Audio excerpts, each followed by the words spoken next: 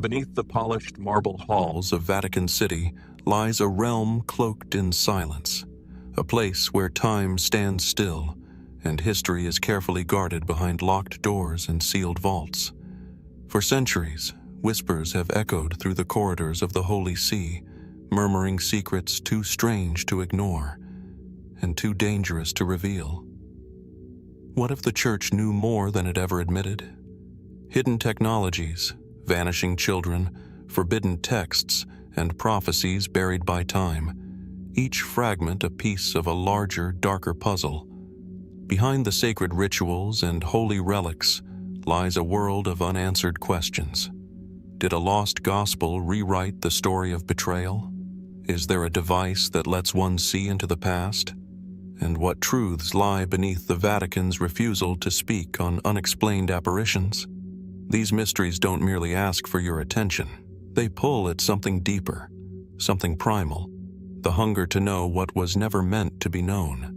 So whether you seek truth, wonder, or simply a quiet escape into the unexplained, sit back, dim the lights, and let yourself drift into 3 hours of the Vatican's most haunting, unsolved mysteries. Let the silence speak. Let the secrets surface. Deep within the heart of Vatican City, past the gilded chapels and shadowed passageways, lies a place few have ever seen, and even fewer are permitted to enter. It is not marked by grandeur, nor advertised to the millions who walk St. Peter's Square. Hidden behind fortified stone and layers of bureaucracy is one of the most inaccessible repositories on earth, the Vatican Apostolic Archive, once known as the Archivum Secretum Vaticanum. The very name, Secret Archive, has long stirred imaginations, but in truth, the word secretum originally meant private, not hidden. These were, and remain, the personal records of the papacy, maintained across centuries of church rule. Yet semantics do little to quiet the air of mystery. For while some documents are now accessible to approved scholars, vast portions remain untouched, untranslated, and, some claim, intentionally concealed. The archive spans over 50 miles of shelving, much of it stored underground in temperature-controlled vaults. Row upon row of leather-bound codices, papal decrees, diplomatic letters, and centuries-old manuscripts lie preserved in silence.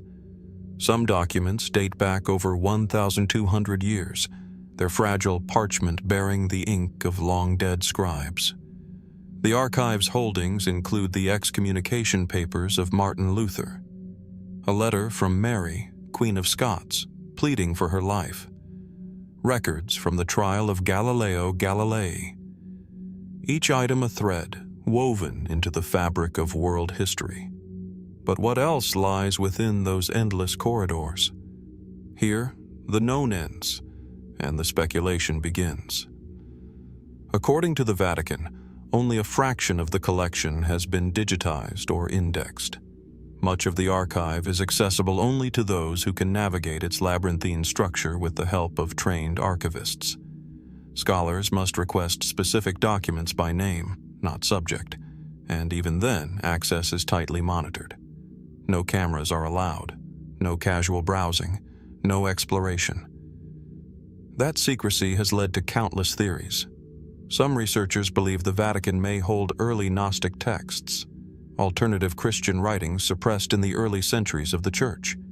Others suggest the archives could contain first-hand accounts of early interactions with so-called miraculous events, sightings of apparitions, unexplained healings, or celestial phenomena later interpreted as divine. Some whisper of files documenting secret correspondences with ancient mystics, or esoteric knowledge deemed too dangerous for public eyes. And then there are the more fringe ideas. There are claims, never proven, yet never fully dismissed, that the archives house lost books of the Bible, the fabled Gospel of Enoch, perhaps, or the full, uncensored writings of Judas Iscariot. Some go further, suggesting the Vatican possesses scrolls from the Library of Alexandria, saved from destruction and spirited away for safekeeping. There are even those who argue that hidden away in the lower levels are texts concerning advanced knowledge, knowledge not of divine origin, but of something else, something older. Writings that challenge the accepted timeline of civilization or hint at extraterrestrial influence on ancient theology. These theories, while controversial, are kept alive by the Vatican's own refusal to reveal what remains behind closed doors. But what if the secrecy is not a matter of conspiracy, but caution? For the Church, protecting history has always walked hand in hand with guarding belief. The power of a single document to reshape theology, to unravel carefully constructed dogma, is not a risk taken lightly. Consider the implications of early texts contradicting the canonical Gospels, or personal letters from saints expressing doubt. What would happen to the faithful if these were revealed, if long-cherished truths were called into question? Perhaps the mystery is not what is hidden, but why it remains hidden.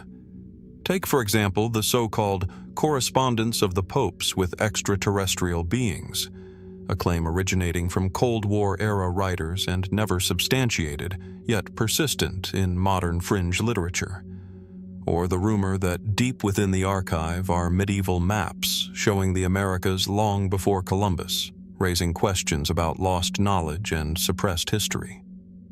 Such stories often walk the line between fiction and obsession, but their endurance points to something very human: our need to understand what we're not allowed to see.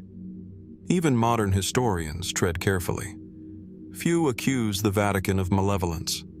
Rather, they acknowledge the unique position it holds: a sovereign entity, a religious epicenter, and one of the oldest continuous bureaucracies in the world. With that history comes a responsibility to protect, but also a temptation to control. The Vatican insists that transparency is improving. In recent years, it has opened portions of the archive covering the papacy of Pius XII, long a subject of debate for his role during World War II.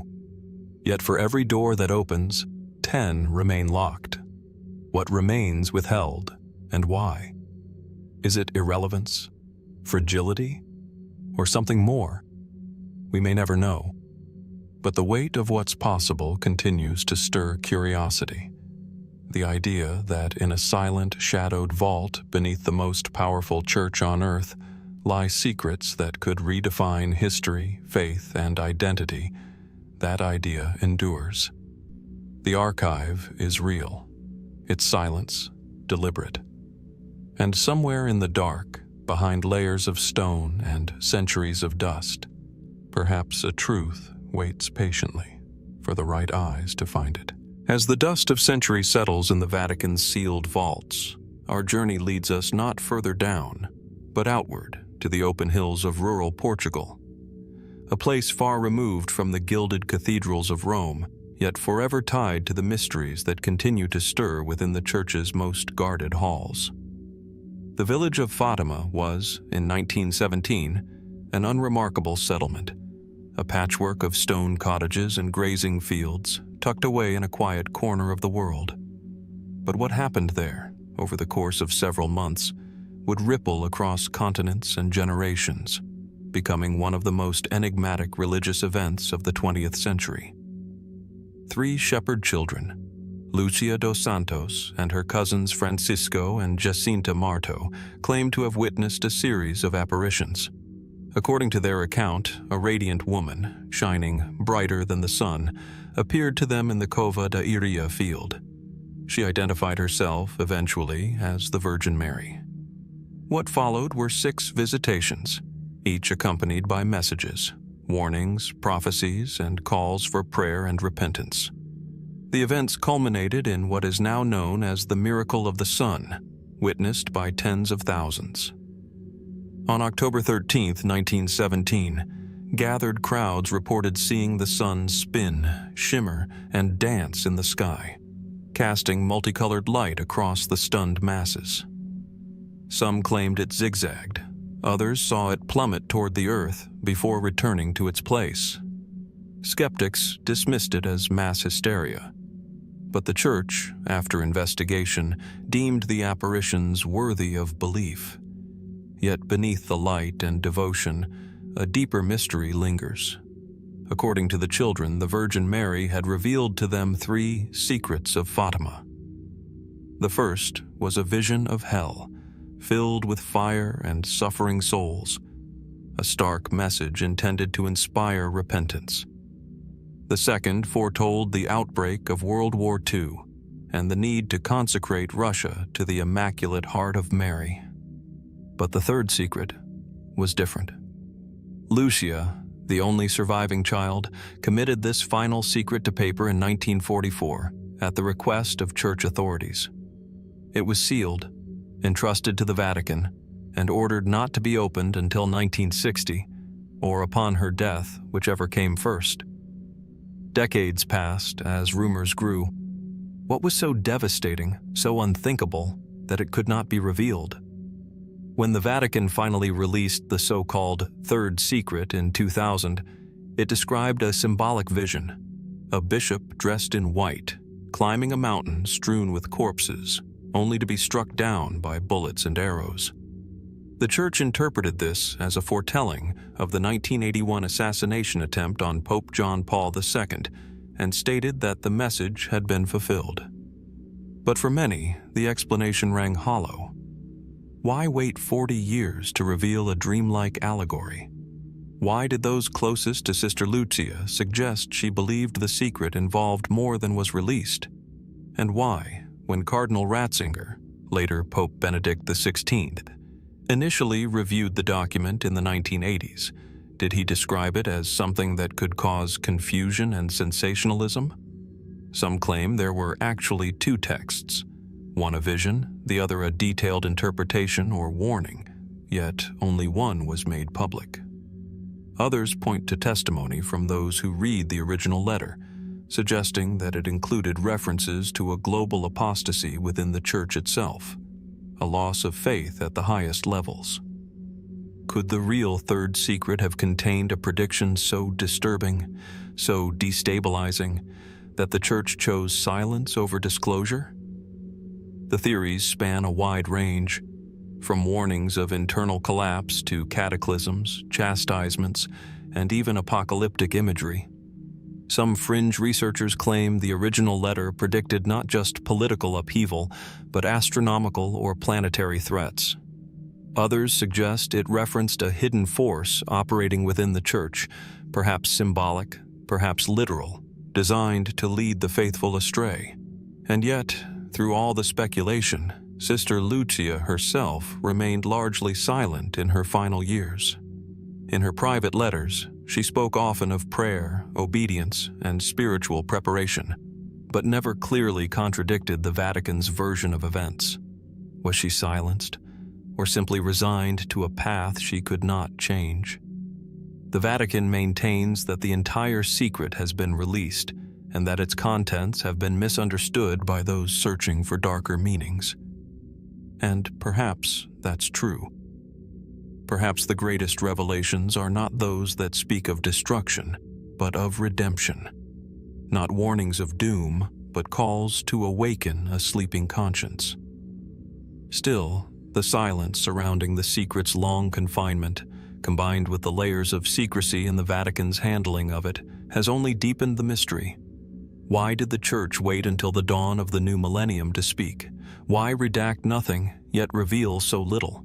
And what are we to make of the countless interpretations that still circulate in books, forums, and documentaries, each presenting a different version of what may have been left unsaid? Is the real secret one of prophecy or of protection? In the fields of Fatima, the sunlight has long returned to its natural rhythm. The grass grows where the vision once appeared, and the pilgrims still come, seeking peace and wonder in the place where the heavens once opened to shepherd children.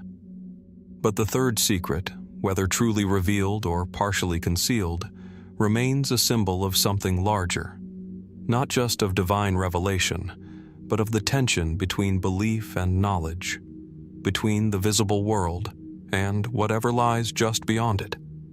Perhaps in the quiet pages of a sealed envelope, or in the hesitant eyes of those sworn to protect it, something still waits, silent, unfinished, unresolved. A prophecy not yet fully spoken or fully understood. As the last echoes of prophecy fade from the hills of Fatima, our journey into the shadows of the Vatican leads us not into the distant past, but perhaps into time itself. Tucked away in the lore of 20th century Vatican intrigue lies a story so extraordinary, so far outside the accepted boundaries of science and theology, that it almost reads like fiction. And yet, it persists. The story of a device, a machine, that could see through time. A portal, not to another world, but to moments long past. A machine known simply as the Chronovisor. The tale first emerged publicly in the 1970s, through a book written by an Italian priest named Father Francois Bruno. A respected theologian and author, Bruno claimed that another Benedictine monk, Father Pellegrino Ernetti, had confided in him an astonishing secret, that he had been part of a Vatican-backed scientific team that built a device capable of viewing historical events. According to Ernetti, the Chronovisor wasn't a time machine in the traditional sense. It didn't allow physical travel to the past, but rather it functioned more like a temporal television, capturing visual and audio echoes of events that had already occurred. The explanation, though speculative, leaned on the idea that every action, every sound, every word ever spoken continues to resonate in the fabric of time and space. The Chronovisor, he claimed, could tune into these lingering vibrations. Ernetti's account was remarkably specific. He said the device used a series of antennas and exotic alloys to pick up residual electromagnetic waves. It could reconstruct images and sounds from ancient Rome, from the crucifixion of Christ, from the lost tragedies of Greek playwrights. At one point, he even claimed the team witnessed a speech by Napoleon and watched the final moments of Jesus' life on the cross. He provided one photograph, an image supposedly showing Jesus in agony, eyes lifted toward the heavens. But this image was later criticized for resembling a widely circulated statue. Was it a symbolic placeholder? A misdirection? Or something more? The Vatican has never publicly acknowledged the existence of such a machine. And Ernetti himself, on his deathbed in 1994, is said to have signed a statement recanting the entire story. Yet those who knew him best have questioned the authenticity of that confession, noting that he had long been pressured to stay silent, and that parts of the story remained consistent until the end of his life. Could it be that the Vatican, custodian of millennia-old secrets, had once ventured into realms far beyond theology, into the very nature of time and memory? Mainstream historians and scientists dismiss the Chronovisor as a modern myth, an elaborate allegory, or perhaps a misunderstood metaphor for spiritual insight.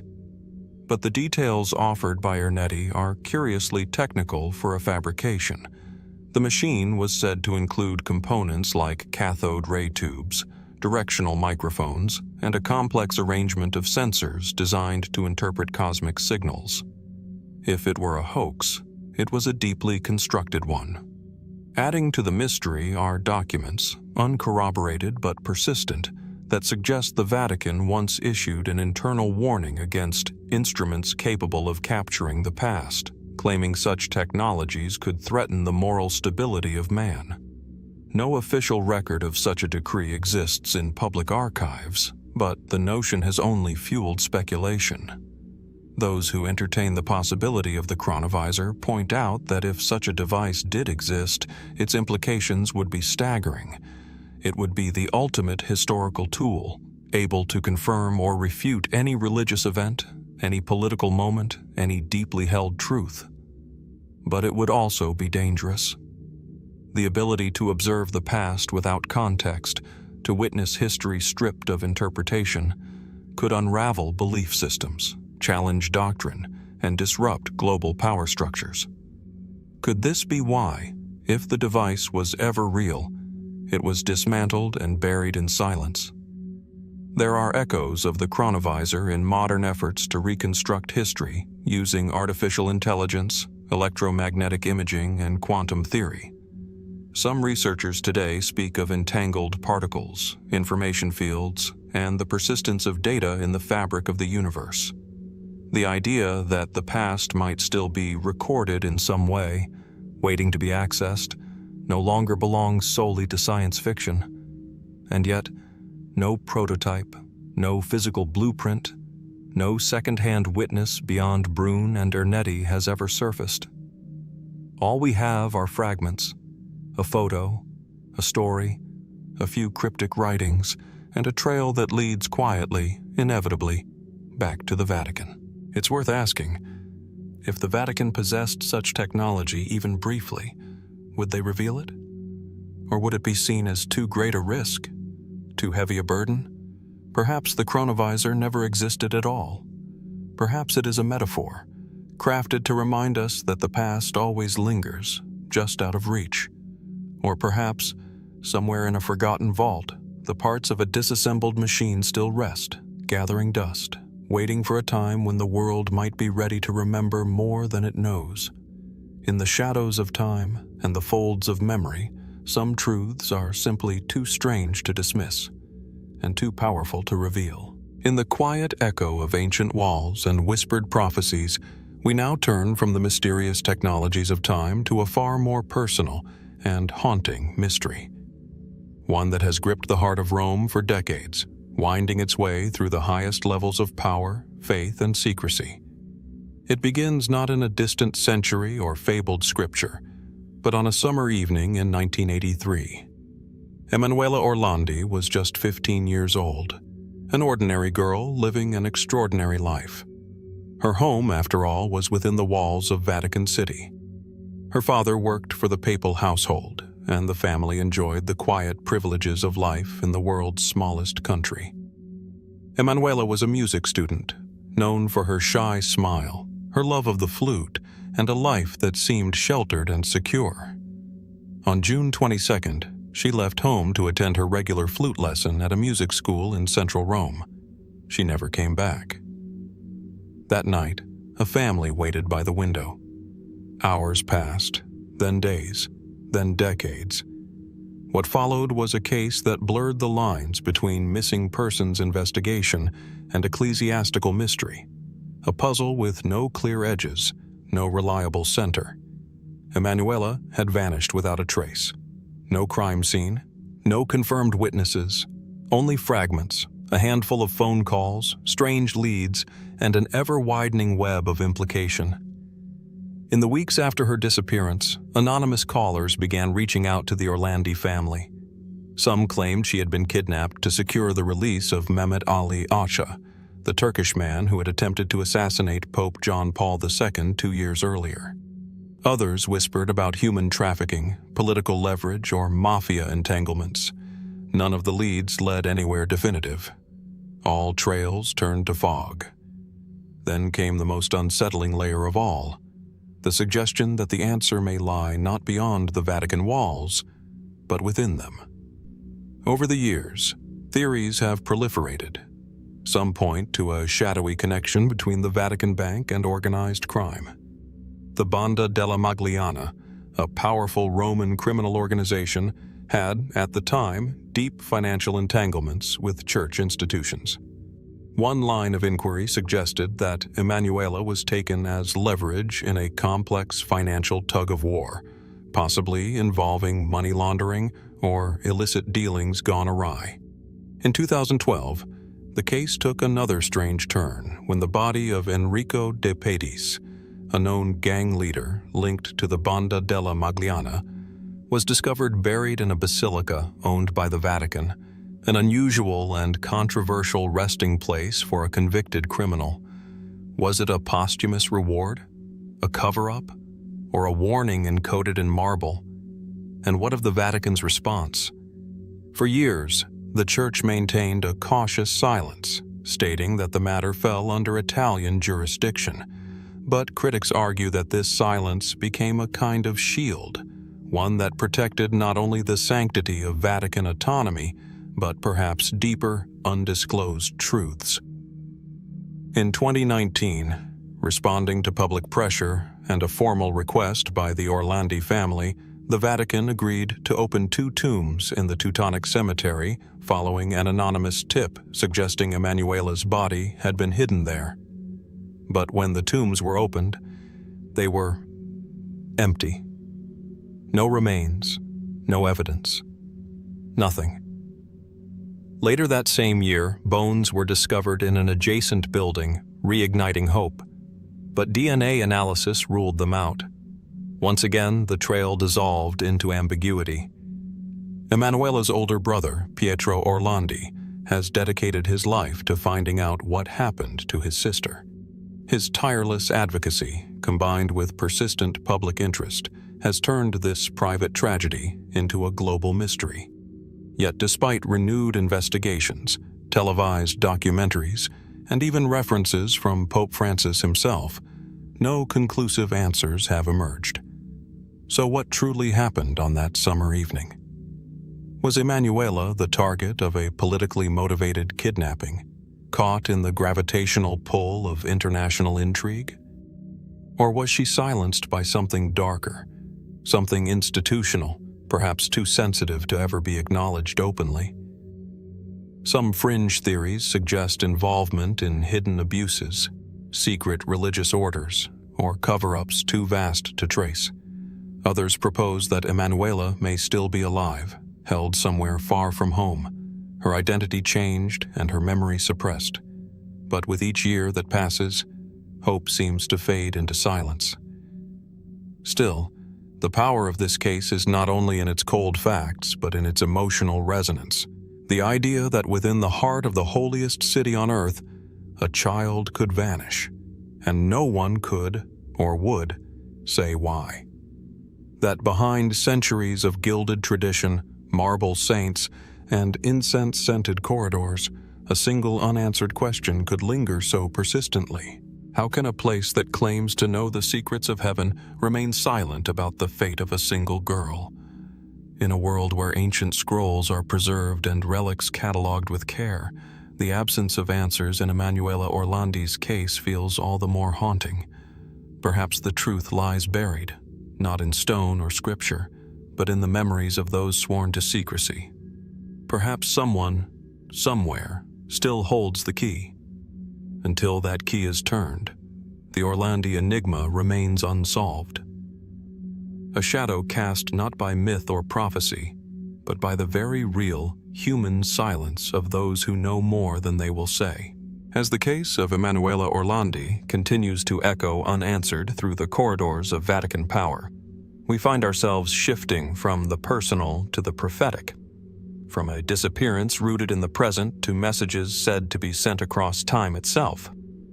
If the past holds its own mysteries, then what of the future? What has the Church seen and chosen not to share? Prophecy occupies a curious place in Catholic tradition. The Bible itself is steeped in apocalyptic visions. The Book of Revelation, with its cryptic symbols and judgments, remains one of the most debated texts in all of Scripture. Saints, mystics, and visionaries throughout the centuries have claimed to glimpse fragments of what lies ahead, images of divine warning, upheaval, or redemption.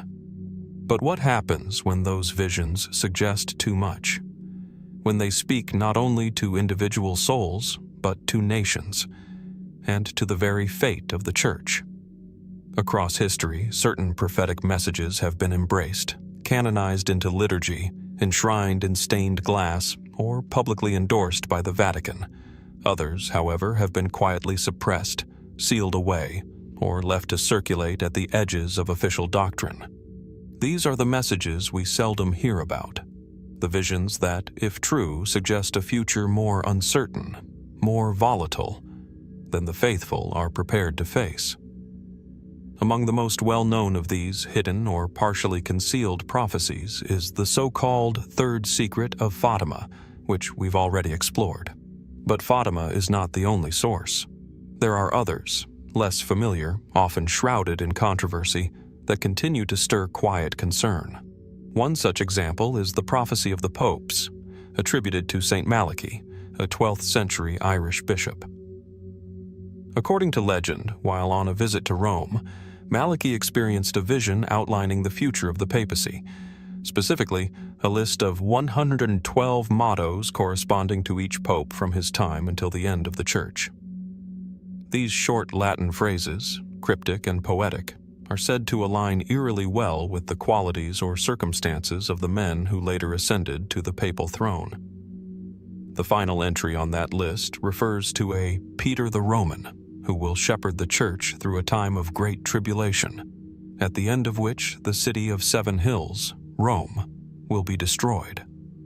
Mainstream scholars largely consider the prophecy a forgery from the 16th century, conveniently aligned with the papal conclaves of that era. And yet, its final entries remain unfulfilled. Some believers note that Pope Francis, while not named Peter, is of Italian descent and hails from a city named after Saint Peter himself, Buenos Aires. Coincidence? Or coded reference? Then there are the lesser-known prophecies, those found in letters, journals, or testimonies kept hidden within Vatican archives. Mystics such as Saint Hildegard of Bingen, Blessed Anna Maria Taigi, and Sister Elena Aiello spoke of visions involving floods, war, fire falling from the sky, and a crisis of faith that would spread across the world like smoke.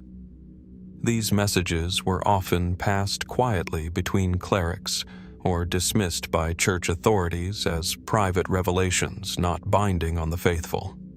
Yet fragments survive, sometimes in the margins of manuscripts or whispered during homilies, never fully denied, but rarely embraced. Why would the Church downplay these voices? Perhaps to avoid panic or preserve unity. Perhaps because prophecy, by its nature, is uncertain, open to interpretation, misinterpretation, and misuse. But that hasn't stopped curiosity. In recent decades, speculation has intensified. Some researchers suggest the Vatican may possess ancient manuscripts, apocalyptic writings excluded from the biblical canon, that detail cataclysmic events yet to come. Among these are rumored lost texts of early Christian sects and non-canonical gospels that offer alternate visions of the Second Coming or the fate of humanity. And then there are the conspiracy-laden corners of prophecy. Theories that connect the Vatican to knowledge of astronomical threats, global resets, or secret alignments with geopolitical powers. While often speculative and lacking hard evidence, these ideas persist in part because of the Church's long history of keeping certain documents out of public view.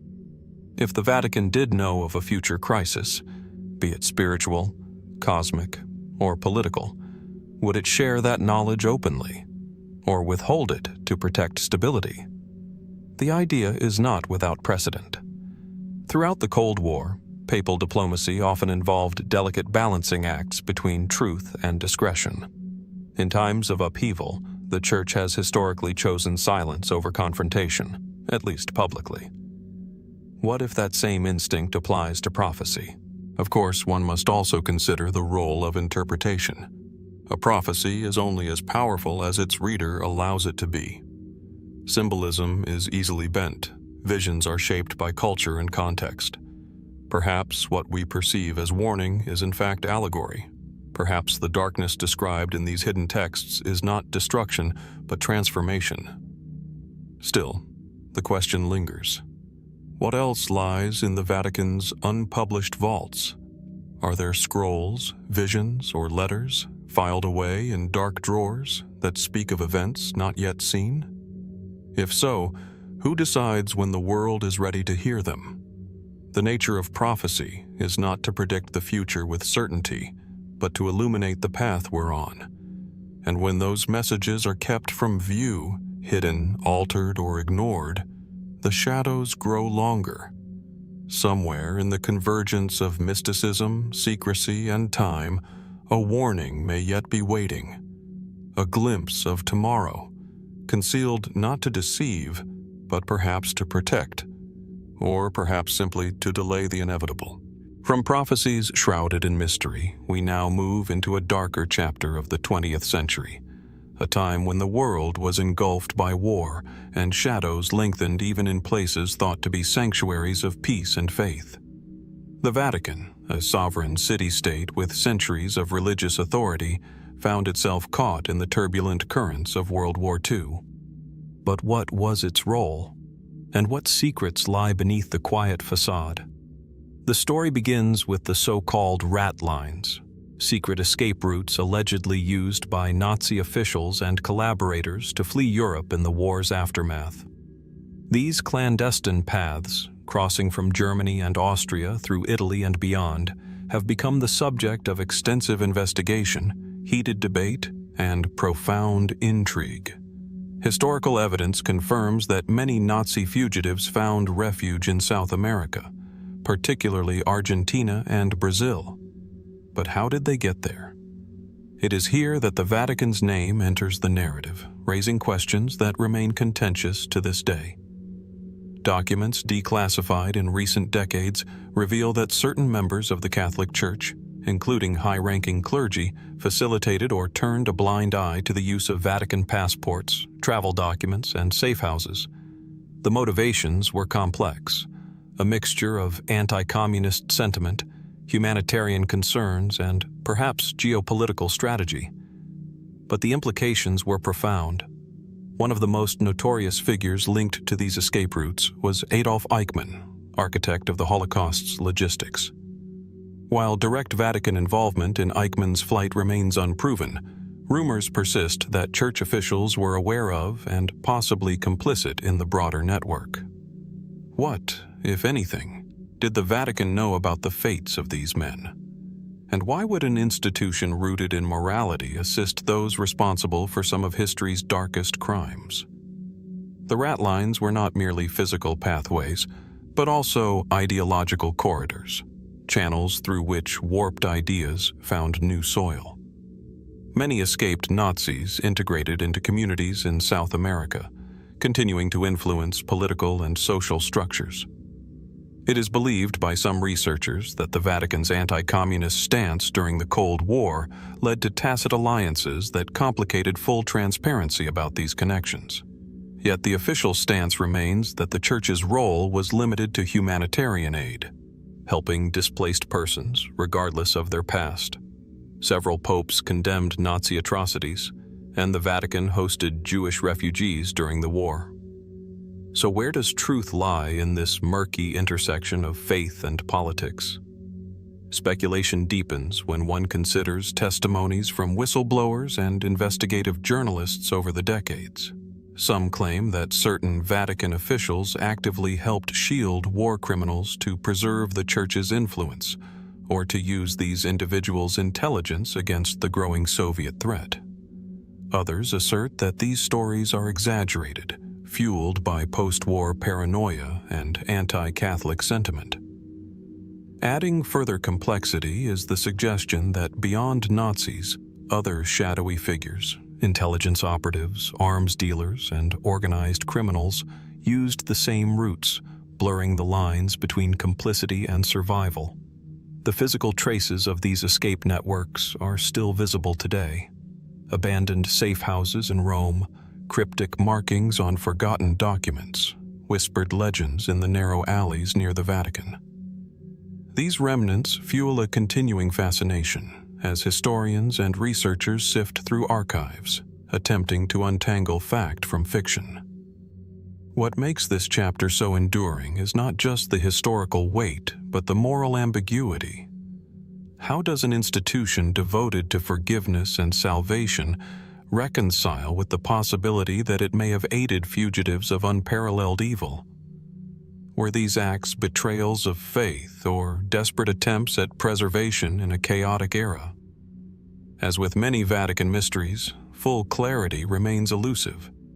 Records remain sealed, Witnesses pass away and political sensitivities endure. The rat lines are a puzzle with missing pieces, each revelation raising more questions than answers. So, as we reflect on these tangled webs of escape and concealment, we are left with a sobering thought. Beneath the Vatican's serene exterior, history's shadows persist, reminding us that even sanctuaries can harbor secrets, and that truth often lies hidden in the spaces between light and dark. From the shadows of war and escape routes, we now turn to a domain where the line between the natural and the supernatural becomes profoundly blurred, a realm where faith confronts fear and silence guards unspeakable secrets.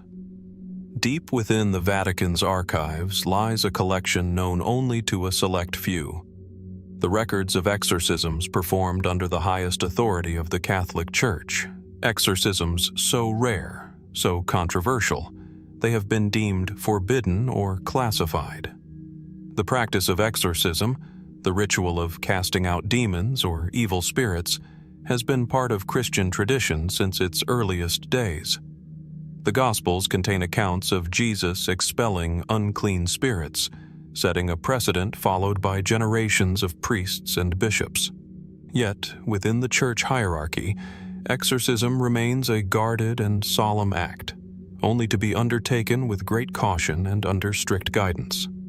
What sets apart the Pope's exorcisms from those conducted by diocesan priests is their rarity and the extraordinary circumstances surrounding them. Officially, the Vatican permits exorcisms only after exhaustive psychological and medical evaluation, to rule out illness or deception. Yet, reports over the years hint at secret ceremonies conducted by the pontiff himself or by specially appointed priests under papal mandate, cases too severe or too sensitive to be recorded in ordinary books. The Vatican's silence on the subject has only deepened curiosity.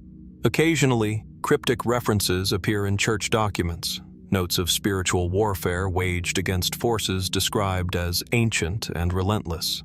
Some whispered accounts tell of possessions so violent, so malevolent, that even seasoned exorcists refuse to engage without explicit papal authorization. These forbidden exorcisms often concern high-profile individuals, political figures, clergy, or sometimes unknown laypersons, whose possession is said to extend beyond the spiritual to threaten the stability of entire communities. The question arises, what could compel the Church to intervene at the highest level, and why cloak these interventions in secrecy? Verified cases are scarce, and much of the information available stems from testimonies of former Vatican insiders or investigative journalists who have pieced together fragmented stories. One notable example includes an incident during the pontificate of Pope Paul VI, who was rumored to have personally overseen an exorcism against an individual said to be possessed by a demon claiming to be a former cardinal. Though unverifiable, such stories underscore the gravity with which these cases are treated. Theologically, the Church maintains that demons are real entities seeking to undermine faith and virtue, but it also emphasizes discernment. Exorcism is not magic or spectacle, but a sacred rite performed with prayer and humility. Yet the existence of a forbidden category of exorcisms suggests there are cases so extreme that even this doctrine strains under their weight.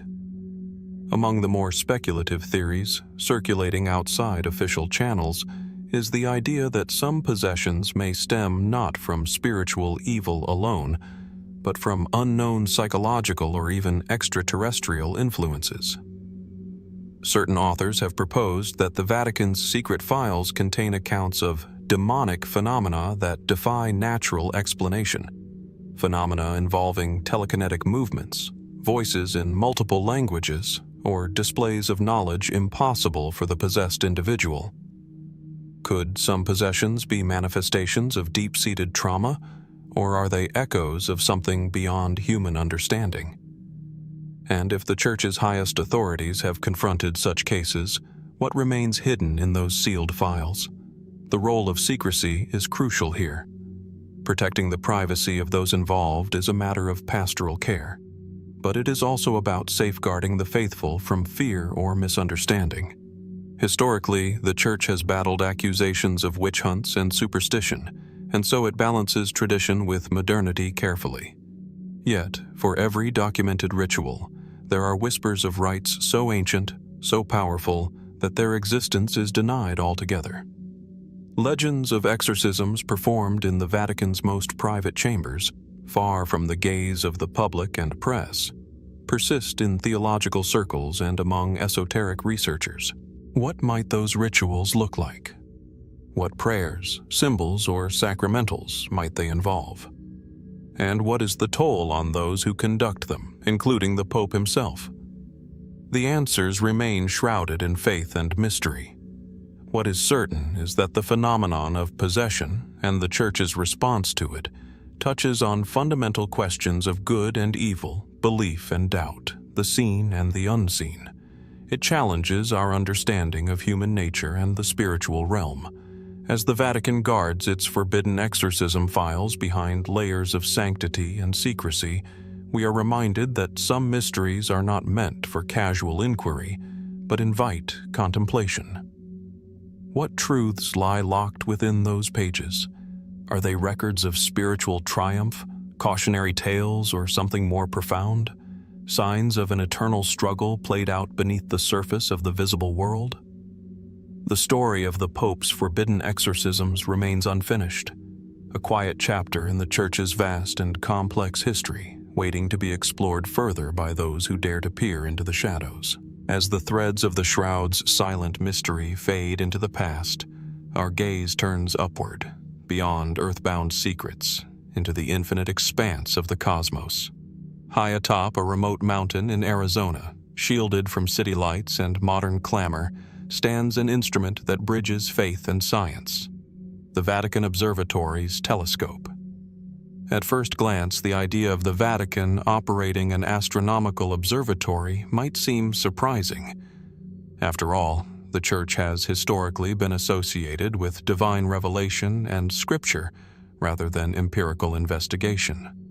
Yet, for nearly 4 centuries, the Vatican has maintained an active interest in astronomy, a discipline that, in many ways, complements its spiritual quest. The telescope in Arizona, part of the Vatican Advanced Technology Telescope Facility, represents the Church's commitment to exploring the heavens. This powerful instrument peers deep into the night sky, capturing faint light from distant stars, nebula, and galaxies. Its mirrors, coated with reflective precision, gather photons that have traveled millions of years across space, arriving just to be recorded here. The observatory's mission is ostensibly scientific: to study celestial phenomena, contribute to astrophysical knowledge, and engage in dialogues between science and religion. Yet, the Vatican's involvement in astronomy carries a subtle air of mystery. Located far from the Vatican itself, the observatory operates discreetly, often away from public attention. What draws the Church to invest in such endeavors, and what do they hope to find amid the stars? The history of the Vatican Observatory stretches back to 1582, when Pope Gregory XIII commissioned Jesuit astronomers to assist in reforming the calendar. Since then, Jesuit scientists have contributed significantly to our understanding of the cosmos. The modern telescope in Arizona, completed in 1993, was built with advanced technology, including ultra-thin mirrors and innovative cooling systems to reduce atmospheric interference. Officially, the observatory publishes research on stellar evolution, exoplanets, and cosmic phenomena, but some questions linger on the edges of public discourse. Could the Vatican's interest extend beyond routine scientific exploration? Speculative whispers suggest that the observatory might be involved in monitoring unusual celestial events, asteroids, comets, or cosmic phenomena that could bear spiritual or existential significance. Is it possible that certain observations, perhaps signals or patterns, are interpreted through theological lenses, shaping the Church's understanding of creation and destiny? More fringe theories even propose that the Vatican may be tracking unidentified aerial phenomena or signals from extraterrestrial intelligences, information too sensitive for open disclosure. While such claims remain unverified, the Church's historically cautious approach to alien life, combined with its commitment to scientific inquiry, fuels ongoing curiosity. The Vatican's unique position, straddling faith and reason, allows it to approach astronomy with a perspective distinct from secular institutions. It recognizes the cosmos as a vast cathedral of creation, where science reveals the handiwork of the divine. The telescope becomes not only an instrument of measurement, but a tool for contemplation. Yet, this union of science and spirituality is not without tension. How does the Church reconcile discoveries that challenge traditional cosmology?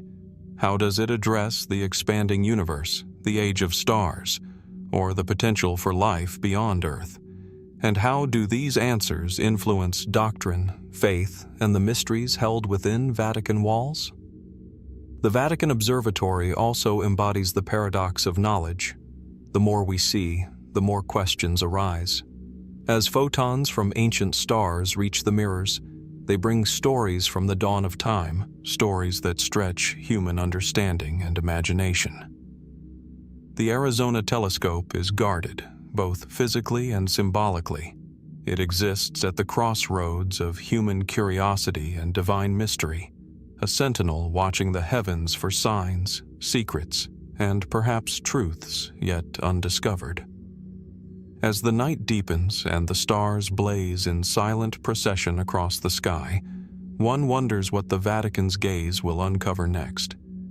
Will these celestial observations remain scientific endeavors alone? Or could they unveil cosmic messages intertwined with the spiritual destiny of humanity? In watching the heavens, the Vatican continues a timeless quest, a quest to understand the vast unknown, and in doing so, to explore the nature of existence itself. The mystery remains open, inviting us all to look up and wonder what secrets still shimmer in the stars. From the vast reaches of the cosmos, where the Vatican's telescope watches over the heavens, we now descend into the dimly lit corridors of earthly power, a world where influence is often concealed in shadow and veiled in silence. In this hidden realm, one figure stands as both a guardian and a puppet master, exerting influence over the Church's vast network without ever stepping into the public eye. This figure is known by many names, but perhaps none more intriguing than the Black Pope. The title of Black Pope is often misunderstood, a term that evokes images of dark rites or secretive, almost occult powers. Yet its true meaning lies far less in sinister connotations and more in the gravity of hidden influence. The Black Pope is the leader of the Society of Jesus, commonly known as the Jesuits, one of the most powerful and secretive religious orders within the Catholic Church. The Jesuit general, as the Black Pope is formally known, holds immense authority within the Vatican, though he is not the public face of the Church. This role belongs to the Pope himself, the visible head of Catholicism. The Jesuit general operates largely behind the scenes, navigating the currents of global politics, diplomacy, and the Vatican's vast ecclesiastical machinery. The contrast between the two roles, the public pope and the secretive Black Pope, has fueled speculation for centuries. What is the nature of this hidden power, and how does it shape the Church's direction? To understand the significance of the Black Pope, one must first understand the Jesuits themselves. Founded in 1540 by Ignatius of Loyola, the Society of Jesus was designed to be a militant force for the Catholic Church. Its members were bound by an oath of obedience to the Pope and dedicated to intellectual pursuits, education, and missionary work. Over time, the Jesuits became renowned not just for their theological acumen, but for their influence in political, educational, and cultural spheres. They founded universities, schools, and institutions across the globe, shaping the intellectual landscape of entire nations. but it is within the Vatican itself where the role of the Jesuit general takes on a more covert yet crucial significance. The Black Pope is not merely an administrator. He wields immense control over the global Jesuit network and, by extension, exercises influence over the Vatican's complex web of connections. The Jesuit general reports only to the Pope, but his power is often seen as more far-reaching. With his connections to international intelligence networks, political figures, and powerful families, the Black Pope has long been a figure of both reverence and suspicion. Throughout history, the Jesuit general has been perceived as a shadowy figure whose decisions could shape the destiny of nations without ever being publicly acknowledged. Some even suggest that the Black Pope, through his web of Jesuit operatives, may have played a quiet but influential role in some of the most significant events of the last few centuries: the rise and fall of empires, political revolutions, and perhaps the Church's own internal shifts. The most unsettling aspect of the Black Pope's power lies in the mystery of his influence. Who truly holds sway behind the scenes? The role is not defined by a traditional leadership style. Instead, it is built on intellectual rigor, networking, and an almost labyrinthine understanding of power dynamics. Jesuits are often found in high positions of influence, within the Vatican itself, yes, but also in global finance, diplomacy, and international organizations. It is in this context that speculation begins to mount. How much power does the Jesuit general truly wield over the Catholic Church? Does he influence papal decisions? Is there a quiet struggle between the Pope and the Black Pope for control over the direction of the Church? The answers remain elusive, locked in a delicate balance of secrecy and tradition. Furthermore, some even suggest that the influence of the Black Pope extends beyond religion into matters of geopolitics and international diplomacy. With their vast global network, Jesuits have been historically involved in political intrigue, diplomatic affairs, and even covert operations. Could the Jesuit general play a hidden role in shaping global events? Are the Jesuits, with their tradition of scholarship and influence, a silent force in the world stage, steering the course of history without ever appearing in the spotlight? Adding to the enigma is the peculiar relationship between the Black Pope and the sitting Pope. While both the Jesuit general and the Pope are tied to the spiritual and administrative heart of the Church, the Jesuit general's authority is not public. He is not elected by the global Catholic community, and his decisions are not scrutinized by the media or the faithful. His power is exercised in whispers and subtle gestures, and the full extent of his influence is known only to a select few. Despite all the intrigue surrounding the Black Pope, the Vatican maintains a wall of silence. The Vatican's public stance on the Jesuit general is one of respect and acknowledgement, but the true nature of their interactions remains veiled. It is within this secrecy that the mystery deepens, what is being concealed behind the reserved, calculated actions of the Jesuits and their general. Speculation continues to swirl, with some claiming that the Black Pope is the true power behind the Vatican, pulling the strings of global events from the shadows. Others argue that the Jesuit general is simply another religious leader, with his role often exaggerated by conspiracy theorists and those seeking to create intrigue. Yet, the mystery endures. The relationship between the Pope and the Jesuit general remains as elusive as ever, leaving us to wonder what truths lie hidden beneath the surface of this centuries-old institution. Does the Black Pope truly wield more power than is publicly known? Or is his role one of spiritual guidance and direction, free from worldly power struggles? As the Vatican's carefully guarded secrets continue to unfold, the figure of the Black Pope stands as both a symbol of intrigue and a reminder that in the corridors of the Vatican, there are always those who operate unseen, their true influence only hinted at in the shadows. What role does he play in the unfolding narrative of the Church's future, and what secrets remain locked within the archives of the Society of Jesus? Only time, and perhaps a few chosen insiders, will reveal the full story. As we move deeper into the hidden chambers of Vatican power, we arrive at a place where knowledge itself has been stored, guarded, and, at times, obscured from the world: the Vatican Library. A monumental repository of human history, this library holds some of the most ancient and valuable manuscripts known to man, spanning centuries of theological, philosophical, and historical thought. Yet beneath its revered exterior lies a secret world, a world of lost books, banned texts, and forgotten scrolls that remain shrouded in mystery.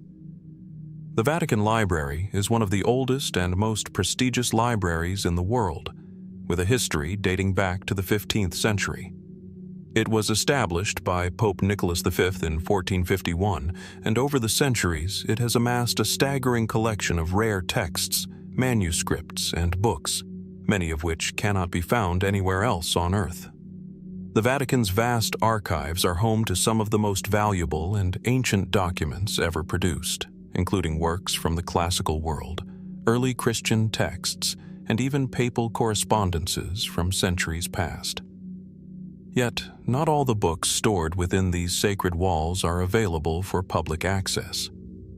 While the Vatican Library is open to scholars and researchers, many of its collections are restricted, carefully guarded behind thick, ancient doors. Some of these documents are so rare and delicate that they can only be viewed by a handful of specialists, while others remain entirely off-limits to the public. Among these hidden treasures are books that have been lost to time, banned by the Church, or kept secret for reasons known only to a select few. One of the most intriguing aspects of the Vatican Library is the existence of forbidden books, texts that have been excluded from the public eye due to their controversial nature or content that the Church has deemed dangerous. For centuries, the Vatican has been the custodian of a number of ancient works that challenge conventional theological and historical narratives. These books may contain alternative views of Christianity, ancient mysteries, or teachings that contradict the orthodox positions held by the Church. Many of these texts were excluded from the Bible during its formation in the early centuries of Christianity. The Apocrypha, the hidden books of the Bible, include Gospels, letters, and accounts that were not included in the final canon. Among the most famous of these lost texts is the Gospel of Judas, which presents a radically different perspective on the life of Jesus and his relationship with Judas Iscariot. The Gospel of Thomas is another such text, offering sayings of Jesus that diverge from the teachings found in the New Testament. While many of these texts have been rediscovered in recent decades, others remain locked away in the Vatican's archives, their contents unknown to all but a select few who have access to the vaults. What secrets do these ancient Gospels contain? What insights into early Christianity and the development of religious thought could they provide? These questions continue to spark debate among scholars, theologians, and historians alike. However, the lost books of the Vatican go beyond just the religious and theological.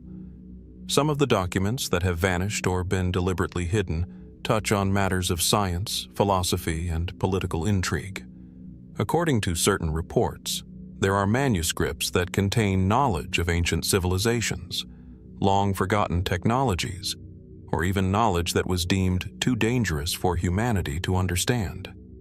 Some even suggest that the Vatican may hold evidence of extraterrestrial life, as some religious scholars have proposed that the Church's interest in hidden knowledge extends to the stars. Beyond the lost Gospels and ancient writings, there are those who believe that the Vatican has hidden texts that could change our understanding of history itself. Some conspiracy theories posit that the Vatican holds documents that could expose secrets of the Knights Templar, the true nature of the Holy Grail, or the mysteries of the Ark of the Covenant. These ideas, though speculative, have persisted for centuries, fueled by tantalizing fragments of evidence and the mystery surrounding the Vatican's vast collection. One of the most compelling aspects of the Vatican Library's hidden archives is the sheer volume of material that remains unseen. In 2007, the Vatican released a statement acknowledging that only a fraction of the texts in its possession have been digitized and made available to the public. This means that vast swaths of knowledge are still locked away, unexamined and unexplored. What could be uncovered if these hidden texts were to see the light of day? What revelations might await those with the privilege of access? Despite this, some scholars and researchers have managed to sneak glimpses of these secret collections through leaks, whispers, and indirect references. Some claim that certain individuals within the Church have tried to release or publicize these hidden texts over the years, but their efforts have been thwarted, either through Vatican censorship or even more mysterious means. In recent years, the Vatican has made some attempts to open its doors, allowing certain scholars access to restricted archives and beginning the process of digitizing its vast collection. Yet, there remains a lingering sense that certain secrets are being kept from the public, a sense that the Vatican is still protecting something from view, something that could shake the very foundation of historical and religious understanding. This raises a haunting question. What could be so dangerous, so powerful, that it must remain hidden from the world? Is the Vatican truly a sanctuary of knowledge, or is it a fortress, holding back truths that have been lost to time? As we ponder these questions, it becomes clear that the Vatican's archives are more than just a library. They are a gateway to a hidden world of secrets, mysteries, and forgotten histories. The lost books of the Holy See are not just relics of the past, they are keys to understanding a world that has been carefully shielded from view. And until these secrets are fully revealed, the mystery of the Vatican's hidden archives will continue to cast a long shadow, one that beckons us to ask, what is waiting to be discovered within the library that time forgot? As we descend further into the labyrinthine corridors of the Vatican's hidden world, we arrive at a place where wealth and power converge, sometimes in unexpected and controversial ways.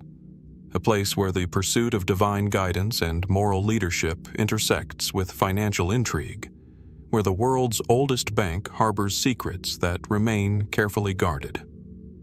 The Vatican Bank, formerly known as the Institute for the Works of Religion, IOR, stands as a monument to the tension between faith and finance, a pillar of the Church's vast wealth.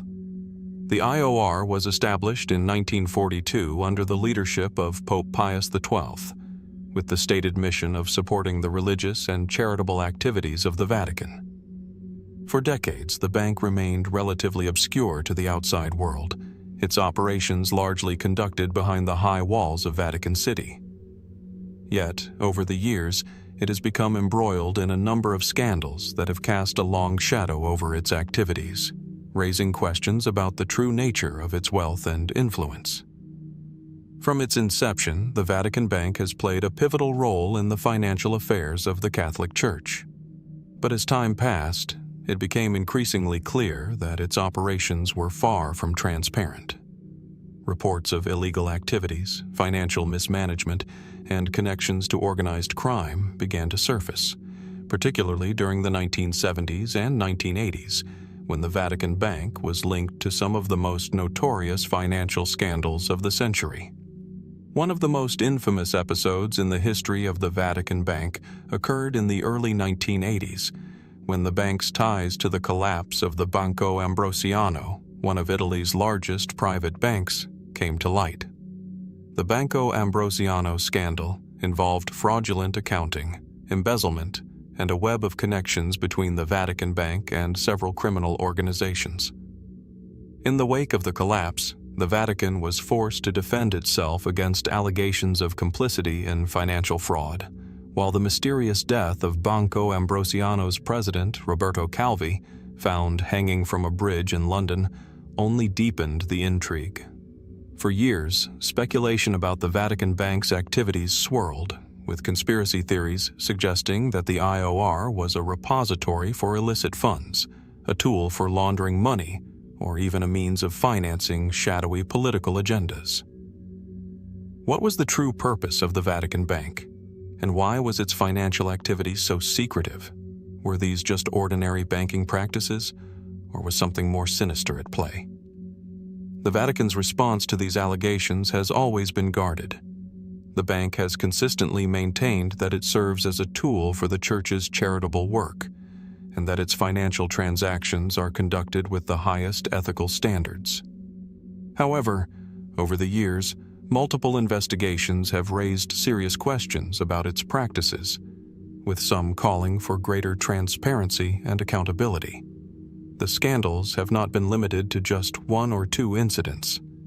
In the 1990s, the Vatican Bank was again embroiled in controversy when it was accused of involvement in money laundering schemes. In 1999, a report by the Council of Europe's Committee on Money Laundering alleged that the Vatican Bank had been used to launder money from drug trafficking, organized crime, and arms dealing. While the Vatican vigorously denied these allegations, the fact that they were even raised only served to deepen the mystery surrounding the institution's financial dealings. In addition to allegations of illegal activity, the Vatican Bank has also been the subject of criticism for its lack of transparency. Despite its crucial role in managing the Church's financial assets, the bank has long been shrouded in secrecy. The Vatican, as an entity that operates outside the normal regulatory frameworks of international finance, has been able to avoid the scrutiny that would otherwise apply to such a large and powerful institution. This secrecy has allowed the Vatican Bank to operate largely unchecked, leading some to speculate that it could be involved in dealings that would be considered illegal or unethical if they were exposed.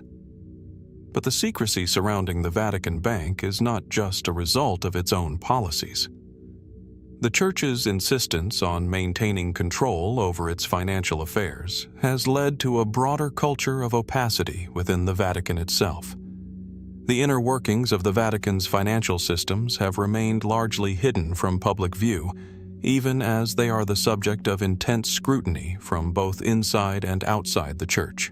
And while the Vatican Bank's role in financing the Church's charitable works remains central to its mission, it is not the only aspect of the bank's financial operations that warrants attention.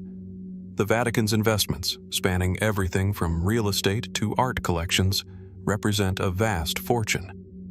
The wealth accumulated by the Church over centuries has been invested in numerous enterprises, many of which are difficult to trace or quantify. The Vatican is said to own vast amounts of property worldwide, including prime real estate in cities like Rome, London, and New York. But questions persist. How did the Vatican accumulate such wealth? Was it always used for benevolent purposes, or has it been leveraged to secure power, influence, and political favor? At the heart of the Vatican Bank's financial dealings lies a fundamental question. How does an institution that preaches poverty and humility reconcile its vast wealth and financial operations with its religious message? The tension between the Vatican's material wealth and its spiritual mission has been the subject of much debate over the years. Some critics argue that the Church's wealth is an affront to its teachings, while others contend that the Vatican's financial success is simply a means of ensuring that it can continue to support its global charitable endeavors. The Vatican Bank's story is one of contradiction. It is a place where the sacred and the secular collide, where wealth is both a tool for doing good and a potential source of corruption. The scandals that have plagued the institution have revealed just how fragile the line between moral authority and financial power can be. And as the Vatican Bank continues to operate in the shadows, questions remain. What is the true nature of its wealth? What secrets does it keep hidden in its vaults? And, perhaps most unsettling of all, what does the Vatican's financial empire reveal about the Church itself? These mysteries, like so many others surrounding the Vatican, remain unresolved, leaving us to wonder how much of the truth will ever be fully revealed. The story of divine wealth is far from over, and the deeper we look, the more we realize that there are still many chapters left to unfold. As the Vatican continues to hide its many secrets, few are as enigmatic and tragic as the story of Pope John Paul I, the pontiff whose reign was abruptly and mysteriously cut short. The sudden death of Albino Luciani, who became pope in August 1978, remains one of the most perplexing events in Vatican history. His brief 33-day papacy, one of the shortest in history, was shrouded in intrigue. But perhaps the greatest mystery lies in the disappearance of his personal papers, documents that could hold the key to understanding the true nature of his death. John Paul I ascended to the papacy at a time when the Church was in a state of transition, still reeling from the reforms of Vatican II and the tumultuous events of the 1960s and 1970s. Luciani, a gentle and humble man, appeared to be a bridge between the conservative factions of the Church and the more progressive elements pushing for change. His open demeanor, his desire for reform, and his personal piety made him a beloved figure within the Vatican and beyond. Yet, on September 28, 1978, just 33 days into his papacy, Pope John Paul I was found dead in his bed. The official cause of death was reported as a heart attack, but the circumstances surrounding his sudden demise raised many questions. No signs of struggle or foul play were found, and his body showed no evidence of violence. Despite this, the swift and almost unquestioned determination of a natural death only fueled suspicions and speculation. At the time of his death, Pope John Paul I had been in the process of making significant changes within the Vatican. He had reportedly begun investigating the Vatican's financial affairs, which had been tainted by scandal for years. Could it be that he had uncovered something that was too dangerous to be made public? The Vatican's banking scandals, particularly its ties to the collapse of the Banco Ambrosiano, were already notorious, and Luciani had spoken of the need for greater transparency and reform within the Church's financial systems. Was this an area of conflict that played a role in his untimely death? But it is not just his death that remains clouded in mystery. It is what happened afterward. The most disturbing part of the story is the sudden disappearance of Pope John Paul I's personal papers. According to some accounts, Luciani had been compiling a series of notes, letters, and documents during his brief time in office, all of which appeared to vanish after his death. What were these documents, and why, decades later, do we still know so little about them?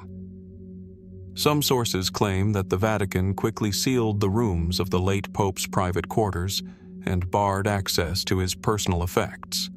Official statements insisted that there was nothing unusual about this, that it was simply a matter of respecting the privacy of a deceased pope. However, the speed with which these papers disappeared has led many to believe that something more is at play. Could these documents have contained sensitive information about the inner workings of the Vatican? Perhaps revelations about its financial dealings, its political alliances, or its controversial positions on a range of issues? Rumors began to circulate almost immediately after Luciani's death. One popular theory suggests that Pope John Paul III had begun to uncover information regarding the Vatican Bank's involvement in shady financial dealings, possibly even connecting the Church to global money laundering networks or other illicit operations. It is speculated that Luciani had planned to bring these secrets to light, making his death all the more suspicious. Did those with power within the Vatican seek to prevent such revelations from seeing the light of day?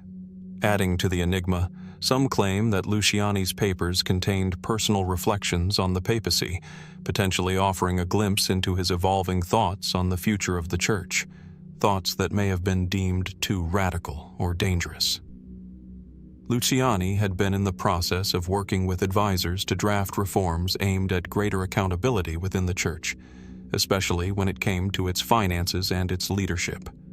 These reforms were, in some ways, a continuation of the reforms of Vatican II, but with an emphasis on transparency and financial integrity. Could it be that his plans for change were seen as too threatening by certain powerful factions within the Vatican? Over the years, various individuals have come forward claiming to have knowledge of the missing papers. Some allege that the documents were deliberately hidden, while others suggest they were destroyed outright. No hard evidence has ever emerged to prove these claims, but the consistent rumors and unverified accounts point to a deliberate attempt to suppress whatever Pope John Paul I had been working on during his short time in office. Furthermore, the Vatican's handling of the Pope's death raises more questions than it answers. Despite the official story of natural causes, many have questioned why no autopsy was performed. In the absence of a thorough investigation into his sudden death, conspiracy theories quickly began to circulate. Some suggest that Luciani's death may have been a political maneuver, orchestrated by those who feared his potential reforms. Others speculate that he may have been poisoned, although no definitive evidence has ever been presented to support this theory. Even more puzzling is the continued silence of the Vatican. Despite the decades that have passed, no further investigation has been conducted into the mysterious disappearance of Luciani's papers. The Vatican has refused to release any information about what was contained in these documents, and the matter has been left largely unaddressed. The lack of transparency surrounding the entire affair only adds to the sense that there is something more being hidden. While the true nature of the missing papers may never be revealed, the legacy of Pope John Paul I continues to linger.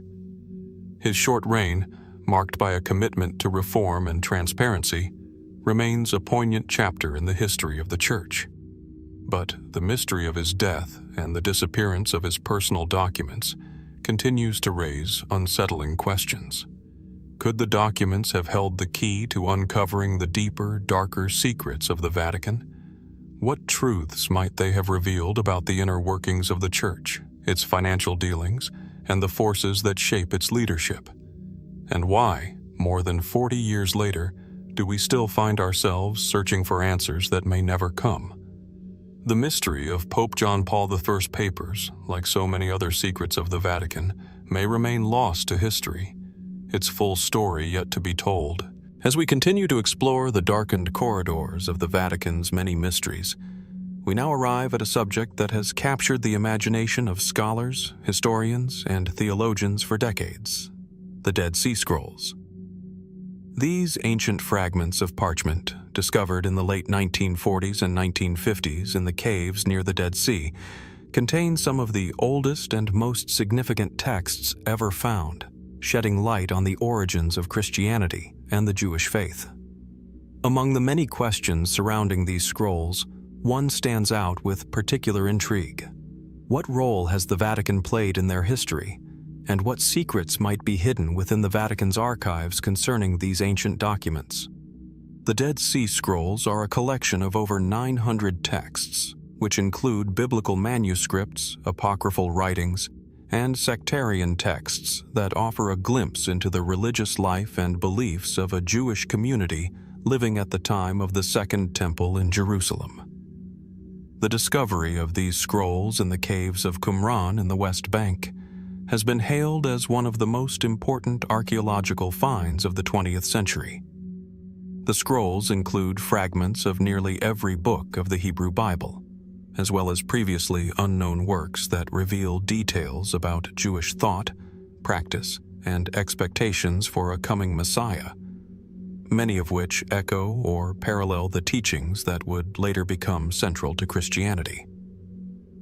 While the scrolls are fascinating in their own right, the Vatican's involvement in their story raises questions that are far more elusive.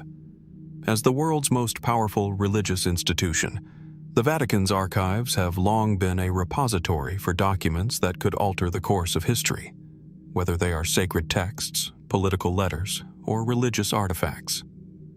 The Vatican's relationship with the Dead Sea Scrolls has been a subject of speculation for decades. What does the Vatican know about these texts, and what role has it played in their preservation, translation, and dissemination. Could the Vatican have hidden or suppressed certain scrolls or fragments that might challenge traditional religious narratives? The Vatican's role in the Dead Sea Scrolls story began almost immediately after their discovery. In the 1950s, as scholars and archaeologists worked to catalog the scrolls and translate their contents, the Vatican showed a marked interest in the findings. It wasn't long before the Vatican, through its network of scholars and institutions, became involved in the academic study of the scrolls, with many Catholic theologians and scholars participating in the research. The Vatican's connection to the scrolls is not so much about ownership, but rather about influence, specifically how the Vatican could shape the narrative surrounding the scrolls, especially in relation to early Christianity. Some claim that the Vatican's interest in the scrolls was motivated by the potential threat they posed to traditional Christian teachings. The scrolls contain texts that predate the New Testament and offer alternative accounts of Jewish beliefs and messianic expectations, many of which could have contradicted or complicated the Christian interpretation of Jesus as the Messiah. What if the scrolls revealed Jewish traditions or beliefs that painted a different picture of Jesus' role, or suggested that other figures may have been seen as the true Messiah by contemporaneous Jewish groups? Could the Vatican, in its quest to preserve the orthodoxy of its teachings, have been worried that the scrolls might challenge Christian dogma? Of particular interest to scholars, and perhaps to the Vatican, are the scrolls' messianic texts. The Qumran community, often associated with the Essenes, believed in the imminent arrival of two messiahs, one a priestly figure, the other a kingly figure. These beliefs, though not entirely in line with mainstream Judaism at the time, bear striking similarities to the Christian narrative of Jesus Christ, who is seen as both a spiritual leader and a king. The idea that there were other possible messianic figures or interpretations of messianic prophecy might have presented a theological challenge to early Christian authorities. Moreover, among the many scrolls discovered, some fragments are particularly significant because they parallel or even diverge from the teachings found in the canonical New Testament. One such text, the Community Rule, also known as the Manual of Discipline, lays out the beliefs and practices of the Qumran community, offering insight into a radically different approach to Jewish law and messianic expectation. The presence of texts that might offer a more complex view of Jewish thought, one that exists in parallel to the nascent Christian community, must have caused the Vatican to consider what impact these ideas could have had on the development of Christian doctrine. As scholars raced to translate and publish the scrolls, a curious pattern emerged. Certain texts seemed to be released more slowly than others, or were kept out of the public eye altogether. Some critics have speculated that the Vatican, with its powerful reach, could have played a role in delaying or influencing the publication of certain documents. The most famous example of this alleged suppression involves a series of texts that scholars believe might have revealed more about the early Christian movement, its relationship to Jewish sects like the Essenes, and its treatment of key theological issues. Could the Vatican have been cautious about revealing these texts, particularly if they cast doubt on the Church's interpretation of its own origins? The Vatican's history of secrecy, particularly when it comes to documents that could affect its authority, only deepens the mystery surrounding its involvement with the Dead Sea Scrolls. While the Vatican has consistently denied any involvement in suppressing the scrolls or withholding information, its archival practices have long been the subject of criticism. How much influence did the Vatican truly have over the release of these ancient manuscripts? Was it merely an academic institution, or did it play a more strategic role in determining which texts were made available to the public? The question remains, what might the Vatican be hiding? Were there specific scrolls that could have fundamentally altered the way we understand early Christianity? The discovery of the scrolls raised as many questions as it answered, and some of these questions remain unresolved to this day. Could the Vatican have actively shaped the way these texts were interpreted and disseminated? Or were certain scrolls simply left out of the discussion because they were too dangerous for the Church's authority? One of the more tantalizing ideas surrounding the Vatican's involvement with the Dead Sea Scrolls is the theory that the Church could have hidden certain scrolls in order to protect its doctrinal purity. The Vatican, after all, has been a center of theological debate and political power for centuries, and it is not beyond the realm of possibility that it sought to suppress anything that might contradict or challenge its teachings. Could there be scrolls locked away in the Vatican's archives that would reveal startling new insights into the early years of Christianity? Or perhaps shed light on the true nature of the relationship between the early Christian community and its Jewish roots? What truths might still be hidden within the scrolls and the Vatican's influence over their dissemination? And what does the secrecy surrounding these documents tell us about the balance of power between faith, history, and the unyielding desire to control the narrative of the past? As long as these questions remain unanswered, the mystery of the Dead Sea Scrolls and their connection to the Vatican will continue to captivate and intrigue, leaving us to wonder what ancient wisdom, perhaps even revelations, are still locked away, waiting to be discovered. The story of the Ark of the Covenant is a tale steeped in mystery, legend, and profound spiritual significance.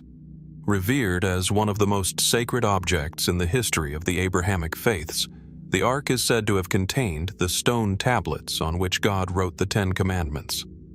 For centuries, it was carried by the Israelites as a symbol of divine presence, strength, and guidance. Yet, as the years passed, the Ark vanished from recorded history, lost to time, and leaving behind a trail of unanswered questions. The last known mention of the Ark appears in the biblical account, specifically in the second book of Chronicles, where it was placed in the Temple of Solomon in Jerusalem. But what happened to it after that? Did it remain in its sacred resting place, hidden from the world's gaze? Or was it removed, hidden, or destroyed at some point in history, deliberately concealed for reasons known only to a select few? These questions have persisted for millennia, and they continue to stir the imaginations of scholars, historians, and religious followers alike. The Ark's disappearance is not merely an academic puzzle. It is also a profound mystery of faith and devotion. Many believe that the Ark holds divine power, its very presence capable of miracles, destruction, and unparalleled spiritual significance. The idea that the Ark is not just a physical object, but a conduit to divine power, has led to countless legends, theories, and speculations about its fate. Some claim it was hidden by the last king of Judah to protect it from invading forces. Others believe it was transported to Ethiopia, where it is said to be kept in the Church of St. Mary of Zion in Axum. And still, others suggest that the Ark never left Jerusalem but was secretly concealed, its location known only to a handful of trusted individuals. The mystery of the Ark's location has intrigued not only religious historians but also treasure hunters, adventurers, and conspiracy theorists. The question of its whereabouts is not simply an academic one. It is a question about the nature of power, the sanctity of the divine, and the hidden secrets that may still be buried beneath centuries of history. Is the Ark still on Earth, waiting to be discovered? Or is it a lost relic, never to be found again? And if it does exist, where might it be hidden? There are numerous theories surrounding the Ark's fate, each with its own set of supporting evidence, or lack thereof. One of the most widely accepted theories is that the Ark was hidden before the Babylonian conquest of Jerusalem in 586 BCE. According to this theory, the Ark was either secreted away by the priests of the Temple of Solomon, or hidden by King Zedekiah himself, in an effort to prevent it from falling into enemy hands. Some suggest that the Ark was placed in a cave beneath the Temple Mount, where it has remained concealed for over 2 millennia. Others propose that it was hidden in a remote location, perhaps in the wilderness, to be kept safe until a time when its return would fulfill biblical prophecy. The Temple Mount itself, home to the ruins of the ancient Temple of Solomon, is a place of great historical and religious significance. For centuries, it has been a center of spiritual reverence, attracting pilgrims and scholars alike. But beneath the surface, the Temple Mount holds more than just religious artifacts. It is a site of deep geopolitical and historical mystery. While archaeological excavations have uncovered various ancient objects and structures, the search for the Ark remains elusive. Could the Ark still be buried deep within the Temple Mount, hidden under layers of stone and earth, waiting to be rediscovered? In recent years, some researchers and explorers have taken a more speculative approach to the mystery of the Ark. There are those who believe that the Ark was never actually lost, but was deliberately concealed by a group of powerful individuals within the Church or other religious authorities. This theory suggests that the Ark's divine power was considered too dangerous to be publicly revealed, and so it was hidden away by those who feared its influence. Some claim that the Vatican, with its vast wealth, power, and access to ancient religious texts, may hold the key to unlocking the Ark's secret location. Could the Vatican know more about the Ark's fate than it has revealed? One such theory posits that the Vatican may have hidden knowledge of the Ark's true location, deliberately keeping it a secret for centuries. This idea draws on the fact that the Vatican possesses one of the most extensive collections of ancient manuscripts and relics in the world. The Church's archives, which remain largely closed to the public, could potentially hold ancient documents that mention the Ark's whereabouts or offer clues as to where it might be found. Given the Vatican's historical role as a guardian of religious tradition, some believe that the Church has kept this knowledge hidden to prevent any challenge to its authority, or to avoid a flood of pilgrims and treasure hunters descending on the Ark's resting place. The Vatican's silence on the matter only fuels the speculation. While the Church has made no official statements regarding the Ark's location, there have been occasional whispers and hints suggesting that the Vatican may have knowledge of its fate. Some have pointed to the Church's long-standing interest in ancient relics, as well as its influence over the preservation of religious history, as evidence that the Vatican could play a central role in guarding the Ark's secret. Could the Ark be hidden within the Vatican itself, concealed beneath its vast and ancient archives? Or is it perhaps resting in a forgotten chamber, far removed from the world's prying eyes?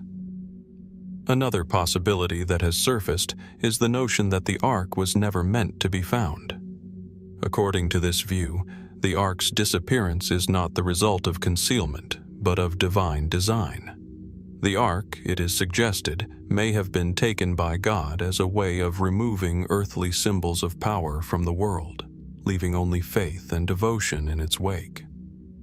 In this interpretation, the Ark's absence serves as a reminder of the transient nature of material wealth and religious power, a lesson in humility and spiritual focus. But the question remains, if the Ark still exists, where is it? Could it be hidden in plain sight, resting beneath the layers of history, waiting for the right moment to be revealed? Or is the Ark truly lost, its divine purpose fulfilled, its mystery left for future generations to ponder? Some believe that the Ark will one day be found, perhaps by a modern-day explorer, or even by a future religious leader. Others are not so certain, suggesting that the secrets of the Ark will remain forever beyond our reach.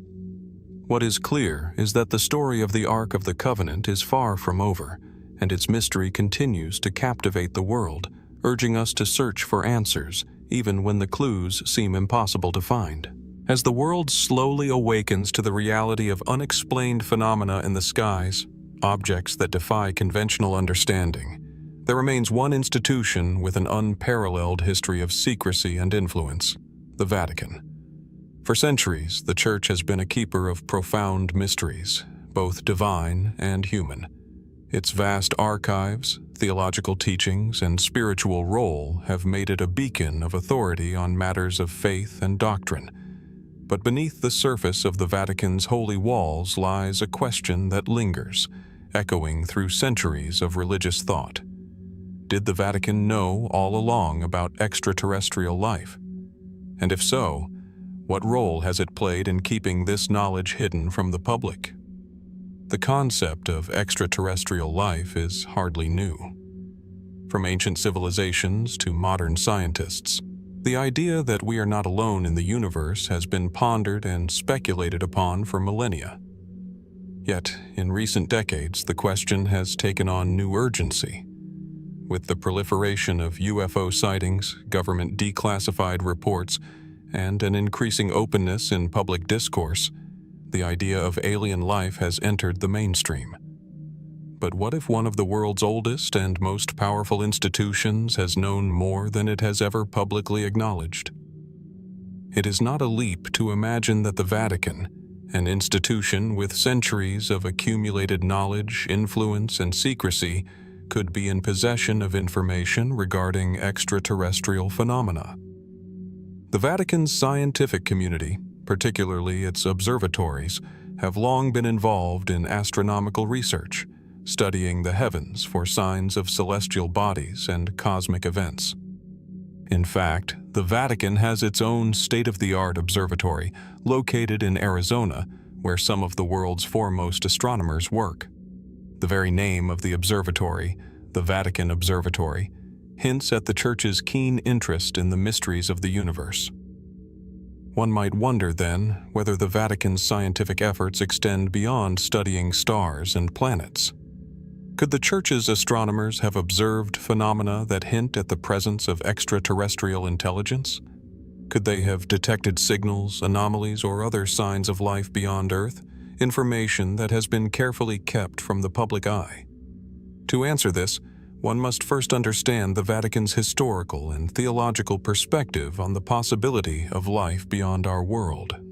For centuries, the Catholic Church maintained a rather cautious stance on the subject of extraterrestrial life.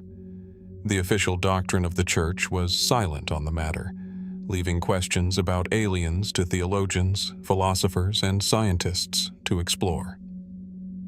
In the 16th and 17th centuries, when Galileo Galilei's discoveries began to challenge the Church's understanding of the cosmos, the Vatican's view of the universe was still very much tied to religious doctrine. Yet, even then, there were whispers about the possibility of life beyond Earth. Fast forward to the 20th century, and the Vatican's stance began to shift. In 2008, a startling statement was made by Monsignor Corrado Balducci, a Vatican-affiliated theologian, who openly acknowledged the possibility of extraterrestrial life. He declared that the existence of aliens was not incompatible with Catholic theology, suggesting that the Church might already be aware of beings from other worlds. Balducci's words were carefully chosen, but they hinted at something much larger. Was he speaking on behalf of the Vatican, or was he simply voicing a personal opinion? His comments sparked both intrigue and skepticism, but they laid the groundwork for a more open conversation about extraterrestrial life within the walls of the Vatican. The question arises, why would the Vatican, an institution known for its cautious and measured approach to doctrine, make such a statement? After all, the Church has long been the guardian of biblical teachings, and acknowledging the existence of extraterrestrial beings would certainly challenge traditional theological interpretations. Yet, as the 21st century unfolds and more evidence of unidentified aerial phenomena, UAPs, continues to emerge, the Vatican's careful embrace of the idea that aliens could exist becomes more significant. In fact, this development invites further inquiry. Does the Vatican already possess knowledge about extraterrestrial life, knowledge gathered through decades, if not centuries, of research? The Vatican's unique position as both a religious institution and a global political player gives it access to a vast amount of intelligence and information. Its extensive network of scholars, theologians, scientists, and diplomats could make it one of the most well-informed institutions when it comes to global and interplanetary matters. Perhaps even more telling are the Vatican's ties to influential figures in the scientific community.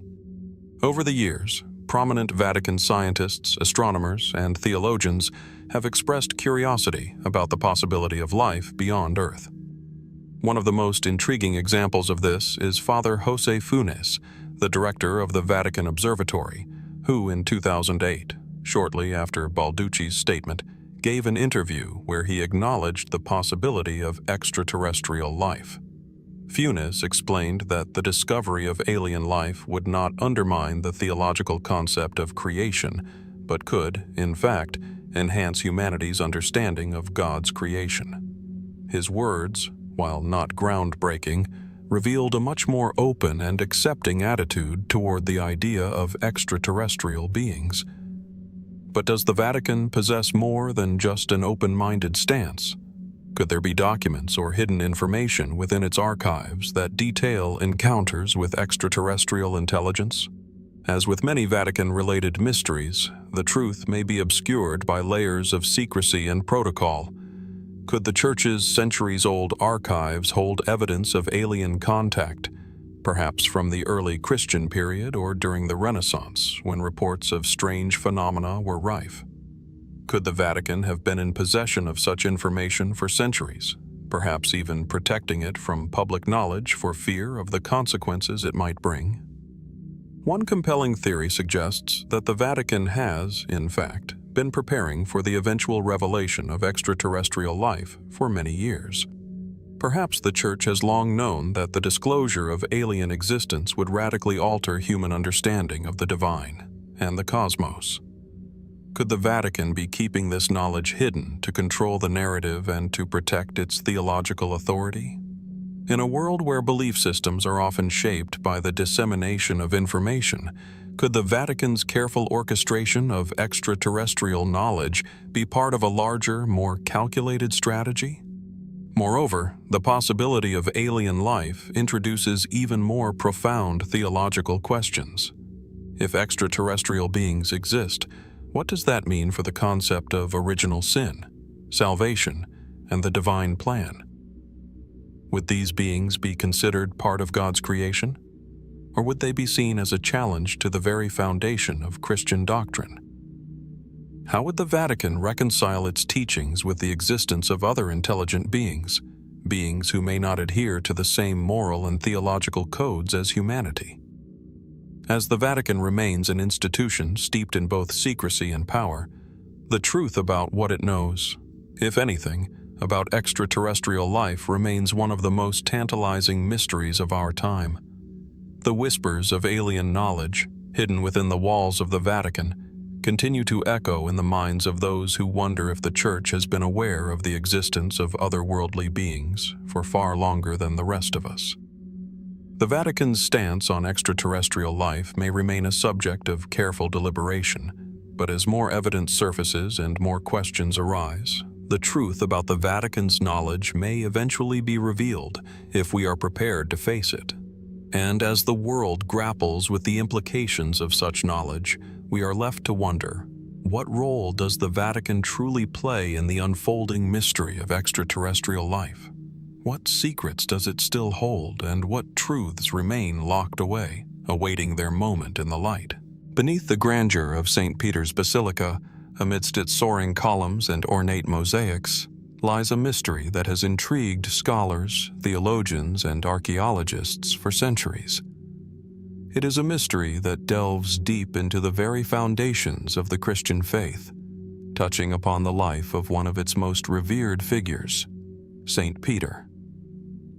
Tradition holds that the apostle, one of Jesus Christ's closest disciples, was martyred in Rome and buried in a tomb beneath what is now one of the holiest sites in Christendom.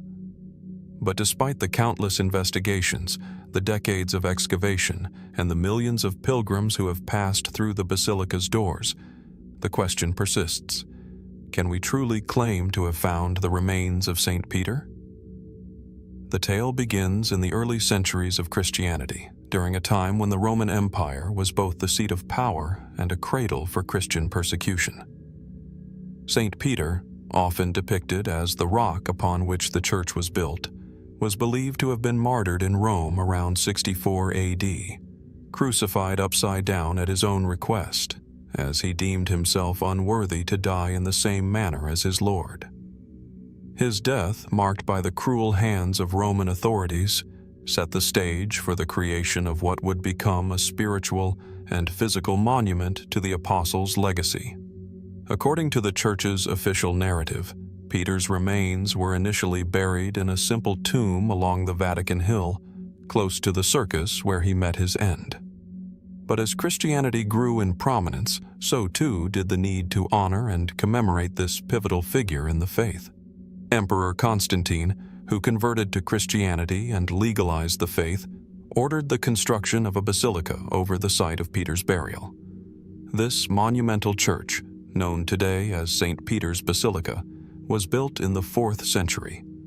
Beneath it, it is said, the tomb of St. Peter was preserved and hidden from the world for centuries.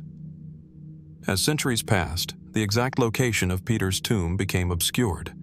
The basilica itself underwent numerous reconstructions, and by the time the Renaissance rolled around, the original tomb's location had been lost to history.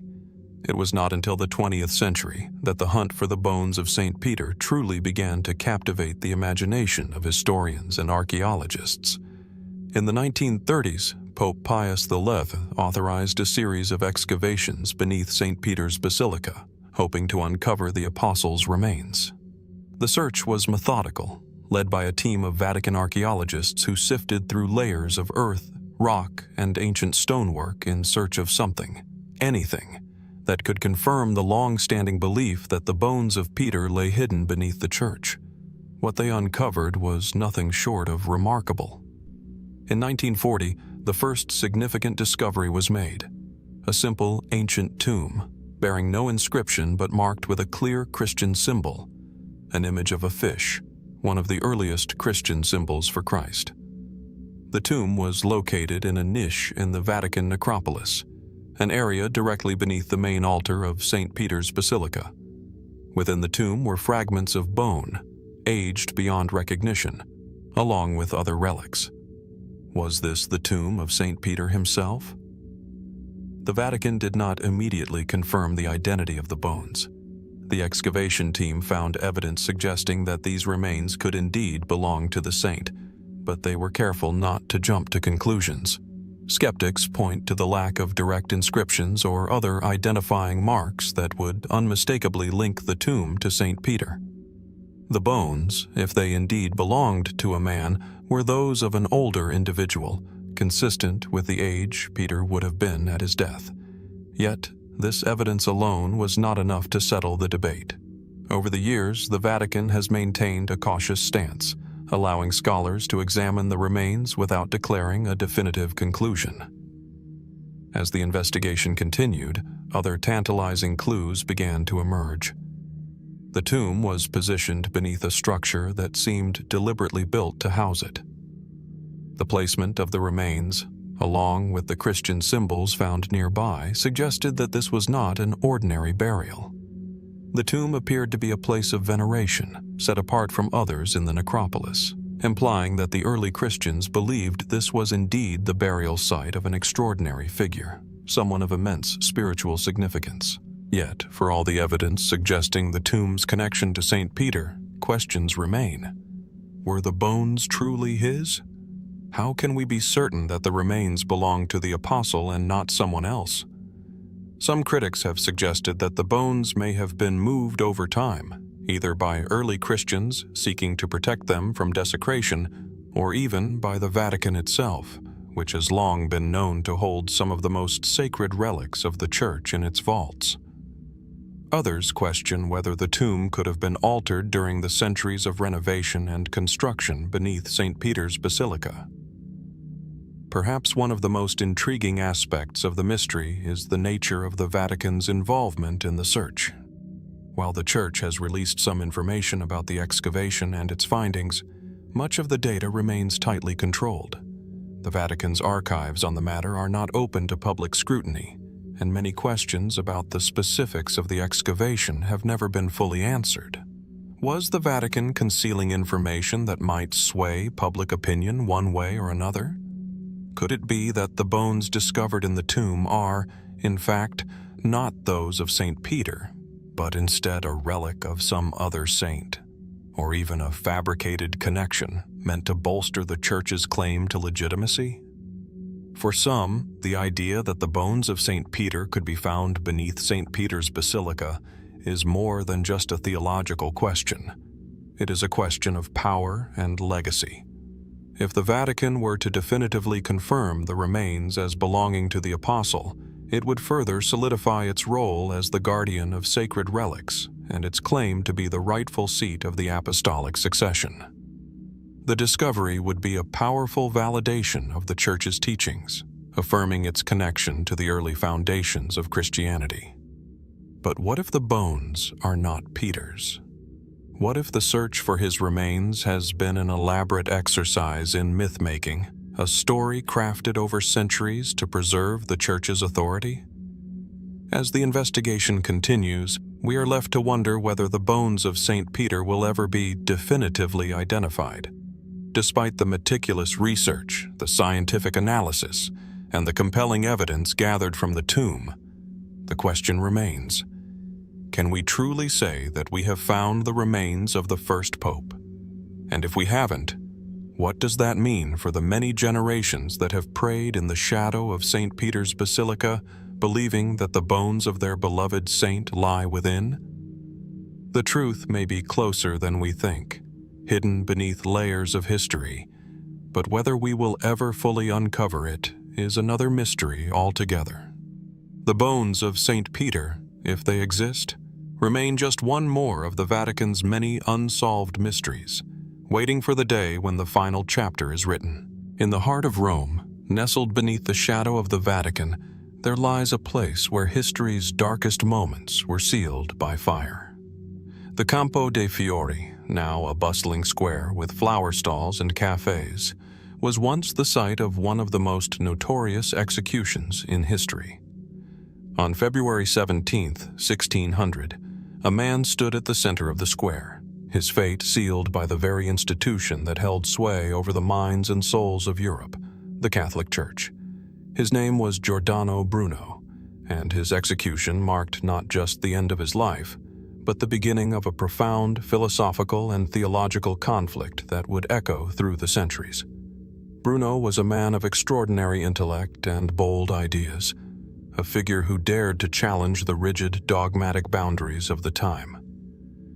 A philosopher, mathematician, and cosmologist, he ventured into realms of thought that few, if any, dared to explore. His ideas were far ahead of his time. Bruno rejected the geocentric view of the universe, the belief that Earth was the center of the cosmos, propagated by the Church and the science of his day. Instead, he embraced the Copernican model, which placed the sun at the center of the universe, and he expanded on it, suggesting that the stars were distant suns, each potentially surrounded by its own planets, possibly even inhabited by intelligent life. These theories were not merely academic to Bruno, they were revolutionary. His vision of an infinite, ever-expanding universe stood in direct contradiction to the Church's teachings, which at the time were rooted in a biblical worldview of a finite universe created by God. To the Church, such ideas were not just philosophical musings. They were dangerous heresy. Bruno's thoughts touched on theological issues that threatened the very foundation of Christian belief, questioning not only the structure of the universe but also the nature of God, the soul, and the existence of a cosmic order. The Church's reaction to Bruno was swift and decisive. In 1593, he was arrested by the Roman Inquisition, charged with heresy for holding beliefs contrary to the teachings of the Catholic faith. Over the next 7 years, Bruno would undergo a series of interrogations, during which he refused to recant his ideas. He argued that his views were not only compatible with Christian thought, but also deeply spiritual, seeking to unveil the hidden truths of creation. His unyielding stance in the face of the Church's power only intensified the animosity against him. Despite the growing pressure to renounce his beliefs, Bruno remained steadfast. His trial culminated in a shocking verdict. He was condemned not just for heresy, but for blasphemy, apostasy, and immoral behavior. He was handed over to the secular authorities, who carried out his sentence in a public execution, an event designed not only to punish him, but to serve as a stark warning to others who might dare challenge the Church's doctrine. On the day of his execution, Bruno was led to the Campo dei Fiori, his hands bound, his head shaved in mockery of his intellectual status. His sentence was clear: to be burned alive at the stake. The flames that consumed him did not only burn flesh, but also the very ideas he represented, a searing reminder of the power the Church held over intellectual and scientific inquiry during that time. Bruno's death, however, did not extinguish the fire of his ideas. In the centuries that followed, his work was rediscovered and revered by those who sought to break free from the chains of dogma. His bold visions of a limitless universe, where planets orbited distant stars and life might exist beyond Earth, were the precursors to modern scientific thought. Yet the questions his execution raises about the intersection of religion, science, and free thought remain as pressing today as they were in the 16th century. The circumstances surrounding Bruno's execution have sparked much debate. Why was such an extraordinary figure, a man whose ideas were so far ahead of his time, executed by the Church? Some argue that it was not only his cosmological views, but also his critique of religious authority that made him a target. Bruno's work delved into controversial theological ideas, including his pantheistic beliefs that God was not just the creator, but the very essence of the universe. These ideas were seen as a direct challenge to the Church's monotheistic worldview and its claim to sole spiritual authority. Even today, the figure of Giordano Bruno is viewed as a symbol of intellectual defiance. In 2000, the Vatican itself expressed regret over the execution, acknowledging that Bruno had been unjustly punished. However, the legacy of his martyrdom continues to fuel debates about the balance between faith and reason, the role of religion in shaping scientific inquiry, and the price that must sometimes be paid for the pursuit of knowledge. Giordano Bruno's execution by fire may have extinguished his life, but it did not extinguish the ideas he championed. In fact, it may have only served to fuel the flame of curiosity as his theories began to influence thinkers in the centuries that followed. The tragedy of his death is matched only by the sense of what might have been, a future where Bruno's ideas, unchallenged and unpunished, could have reshaped not only our understanding of the cosmos, but the very nature of human existence. The question remains, though, how many other minds, like Bruno's, were silenced in history? What other radical ideas were buried in the flames of ignorance, left to smolder beneath the surface, waiting for the right moment to emerge once more? And perhaps most haunting of all, how many more ideas, even now, remain hidden from the world, waiting to be set free from the constraints of the present? Giordano Bruno's death, his burning at the stake, is a poignant reminder of the dangers of suppressing truth and the eternal tension between knowledge and power. As we look back on his life and death, we are left to wonder, what other truths are still waiting to be uncovered? Truths that may be just as dangerous, just as transformative, as those that Bruno so boldly sought to reveal. As the bells of St. Peter's Basilica toll in the heart of Vatican City, the world turns its attention to a centuries-old ritual, one steeped in secrecy, tradition, and mystique. The election of a new pope, an event that has the power to shape the future of the Roman Catholic Church and influence billions of lives, is far from a simple process.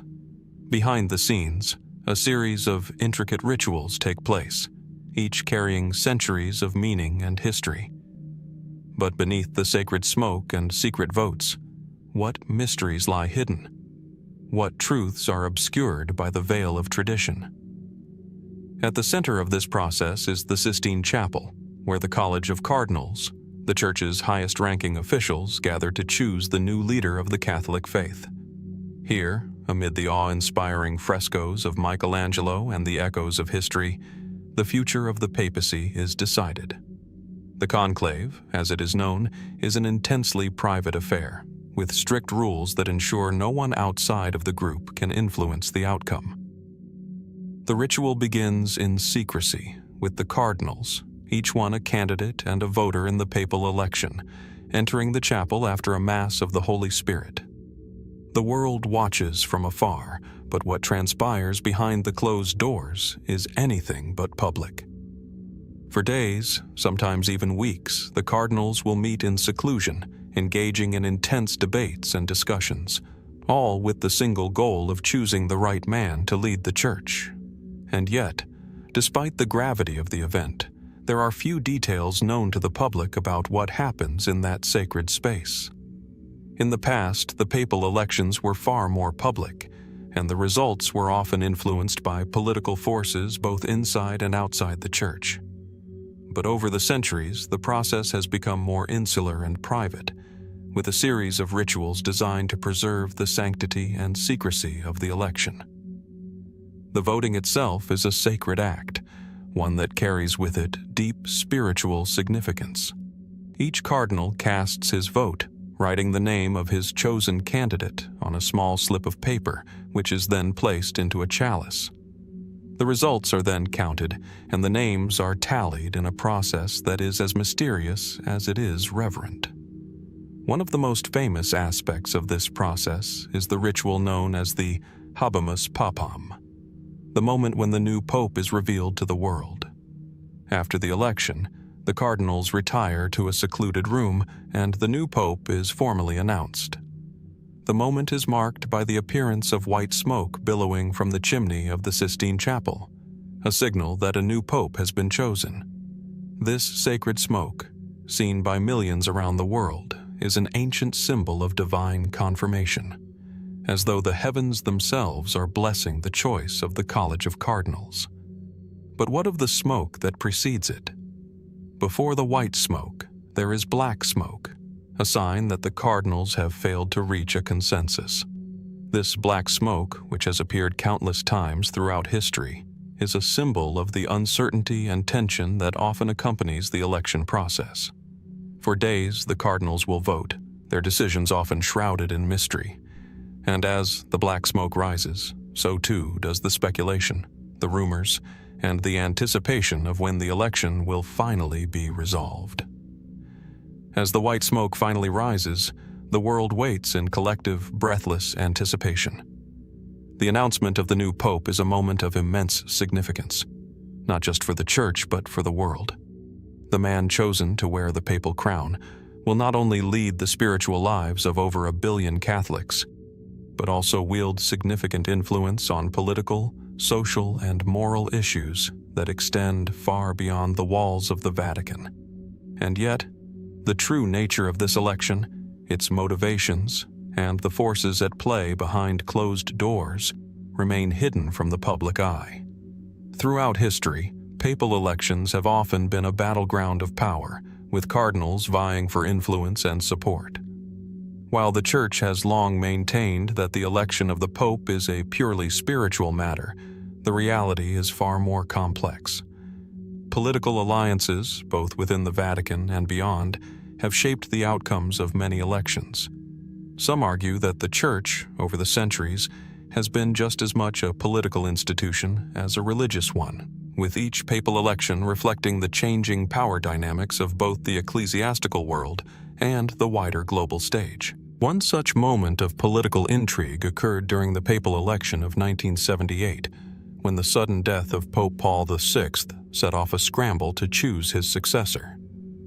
The election of Pope John Paul I, after a mere 33 days on the papal throne, raised eyebrows and sparked rumors.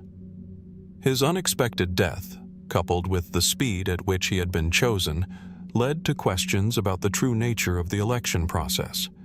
Was his election the result of a carefully orchestrated deal, or did external forces have a hand in shaping the outcome? The fact that John Paul I died so soon after taking office, without a clear cause of death, added further intrigue to an already enigmatic situation. Even in more recent papal elections, questions have arisen about the role of power plays and backroom negotiations. Was the election of Pope Francis in 2013 truly the result of divine intervention, as the Church claims? Or were there factors, both spiritual and earthly, that guided the Cardinal's decision? Given the challenges the Church faced at the time, with a dwindling number of followers, scandals, and controversies shaking its foundation, was the choice of Pope Francis the product of a calculated effort to bring the Church into a new era? While many view the papal election as a purely spiritual and divine process, it is clear that there are complexities at play. The cardinals, chosen from around the world, represent a diverse range of backgrounds, cultures, and ideologies. Each has his own vision for the future of the Church, and each, in his own way, is influenced by forces that extend beyond the walls of the Vatican. Some have speculated that the selection of a pope is no longer solely based on spirituality or theological insight, but on the ability to navigate the growing challenges of the modern world. The ritual of the papal election is not just an ancient tradition. It is an evolving process, one that is shaped by both internal and external forces. The secretive nature of the conclave ensures that much of what happens inside remains hidden from view. The smoke that rises from the chimney may be a symbol of divine approval, but the true motivations behind the election may remain far more complex than anyone truly understands. As the world continues to watch the election of new popes, we are left to wonder what truths remain hidden beneath the surface of this sacred ritual, and how much of the election process is truly dictated by divine will versus the earthly politics that have always surrounded it. In the heart of Vatican City, behind the opulent walls of the Apostolic Palace, there lies a room that, for centuries, has remained untouched, its secrets hidden away from the world. The room is not marked on any official maps, nor is it mentioned in the public records of the Vatican. It is simply known as La Stanza Segreta, the sealed room. Locked away behind a heavy wooden door, this enigmatic space has been the subject of whispered speculation, but the truth about what lies inside has remained shrouded in mystery. Over the years, numerous rumors have surfaced about the room's contents. Some claim it houses ancient relics or forbidden books, materials so potent that the Vatican has chosen to keep them hidden from the public eye. Others believe it is home to documents containing long-lost knowledge, dangerous secrets of the Church's past that could shake the very foundation of Catholicism. Still, there are those who assert that the room serves a far more ominous purpose, one linked to rituals or clandestine activities that, for reasons of both faith and politics, must remain concealed. What is certain is that this locked room is no ordinary storage space. It is not simply a vault for old manuscripts or a space where papal treasures are kept. The very nature of its existence is what draws so much attention. It is a place that has, for centuries, been the focal point of both curiosity and fear, a symbol of the Vatican's ability to guard its most precious secrets. One might wonder, what is it about this room that compels such fascination? Could it be that it contains evidence of events long since buried in history, events that the Vatican has worked tirelessly to keep hidden? The Church, with its rich and often tumultuous history, has witnessed countless moments that could have changed the course of the world. What if, within this room, there are documents or artifacts that could expose the truth about the Vatican's involvement in various political intrigues, or reveal its stance on matters of immense theological significance? Theories about the room's contents abound. Some speculate that it houses the missing archives of Pope John Paul I, whose sudden death in 1978 remains one of the most mysterious events in recent Vatican history. Others suggest that it contains ancient texts, some possibly predating the Bible, which might provide new insights into the origins of Christianity itself. Could these be scrolls or books that have long been considered heretical? Documents that challenge the traditional narrative of Christ's life and teachings? Another theory revolves around the idea of an esoteric collection, hidden knowledge related to the occult or mystical traditions that the Vatican may have sought to suppress throughout history. The Church, after all, has long been a center of power, not only religious but also political, and with that power comes a desire to control information. It is not outside the realm of possibility that the Vatican has long kept certain documents, relics, or artifacts that are too dangerous for public consumption. One of the most tantalizing aspects of the sealed room is the secrecy surrounding its existence. There are no clear records or accounts detailing its origins, nor has any pope or cardinal publicly acknowledged its presence. Some believe that the room's purpose is not just to store physical objects, but to preserve a certain legacy, one that the Vatican has chosen to protect at all costs. Whether the contents of the room are spiritual, political, or purely symbolic in nature, it seems clear that the Vatican is determined to keep them locked away, hidden from the outside world. However, history has shown that nothing remains concealed forever. Over the years, the Church has had to confront many of its secrets, whether by choice or through external pressure.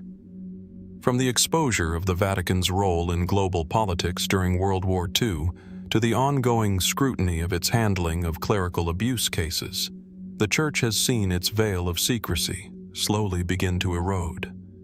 And yet, the sealed room, with its impenetrable door and its guarded silence, continues to defy all efforts at discovery. Could it be that the room's contents are not just historical, but also prophetic?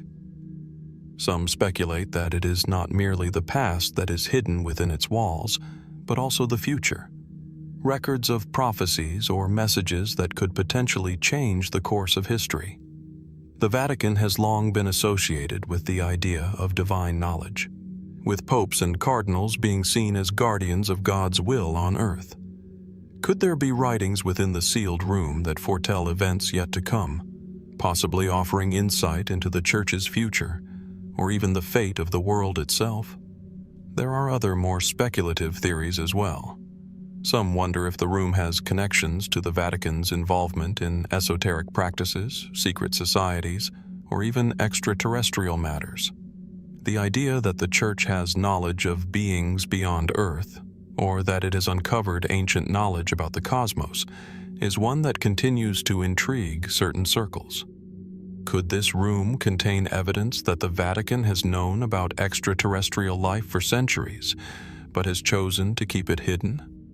Or perhaps it is a place where knowledge of ancient technologies, once thought lost, is preserved. Technologies that, if revealed, could alter humanity's understanding of its own history and future. What is clear is that the sealed room represents more than just a space within the Vatican. It is a symbol of secrecy itself, a place where the Church's most guarded truths remain concealed. It serves as a reminder that, in an institution as old and powerful as the Vatican, there are always layers of hidden knowledge that, whether by design or by accident, may never fully be revealed. As with many mysteries that surround the Vatican, the questions about the sealed room only grow with time. What could possibly be so important, so powerful, that it has been locked away for centuries? And why, in an age of unprecedented information and access, does the Vatican continue to keep its most sacred knowledge hidden? In the end, perhaps the greatest mystery of all lies not in what the room contains, but in the reasons for its concealment. What is the Vatican protecting? And from whom? And what, if anything, will one day unlock the secrets within? The room remains sealed, but the questions it raises persist, leaving us to wonder what truths might still be waiting hidden in the shadows. Deep within the heart of the Vatican, amid its sprawling library and countless sacred texts, there exists a secret, one that has been hidden from the public eye for centuries. It's a collection of books and manuscripts so controversial, so dangerous, that they were once placed under the most stringent ban the Church could enforce: the Index Librorum Prohibitorum, or the Index of Forbidden Books. For centuries, the Vatican kept this list as a means to protect its followers from what it deemed dangerous or heretical ideas. Books that, according to the Church, might lead souls astray or challenge the very foundations of faith. The index was more than just a list. It was a symbol of control over knowledge, a testament to the power the Church held over what could be read, understood, and believed. Spanning from its inception in the 16th century to its formal abolition in 1966, the index covered works from a wide array of subjects, including science, philosophy, politics, and literature. Authors like Galileo, Voltaire, and even the works of early Christian theologians were once deemed too dangerous for Catholic readers. These forbidden texts were not only banned but often destroyed, or at least hidden from the eyes of the general public. The index began as a response to the rise of the printing press, which made books more accessible and more plentiful than ever before. This democratization of knowledge terrified the Vatican, for with each new pamphlet or text, ideas that could challenge the Church's authority could spread like wildfire. As a result, the index was formed in the mid-1500s, cataloging books that could threaten the moral, spiritual, and political order the Church had meticulously crafted over centuries. At first glance, this seems to be an effort to protect the faithful from heresy and immorality. However, when we peer deeper into the list, a far more complex and mysterious picture begins to emerge. Books considered heretical or dangerous were not always works of atheism or outright rebellion. They were often texts that presented alternative interpretations of Scripture, scientific ideas that contradicted church dogma, or philosophical works that questioned the foundations of faith itself. And yet, many of these same books are now viewed as pivotal in the development of human thought. Think of the works of René Descartes, John Locke, and even Jean-Paul Sartre, all once banned, now part of the intellectual canon. The index included works by Copernicus, whose heliocentric model of the universe shook the very core of Catholic cosmology. When Copernicus proposed that the Earth was not the center of the universe, but rather that it revolved around the sun, it directly contradicted the Church's teachings, which were based on Ptolemaic, geocentric views.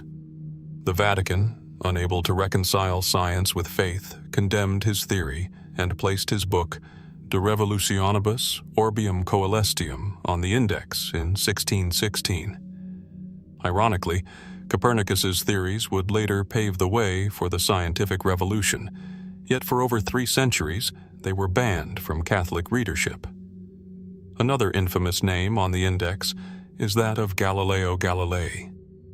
A devout Catholic, Galileo's telescopic discoveries lent irrefutable evidence to the Copernican theory.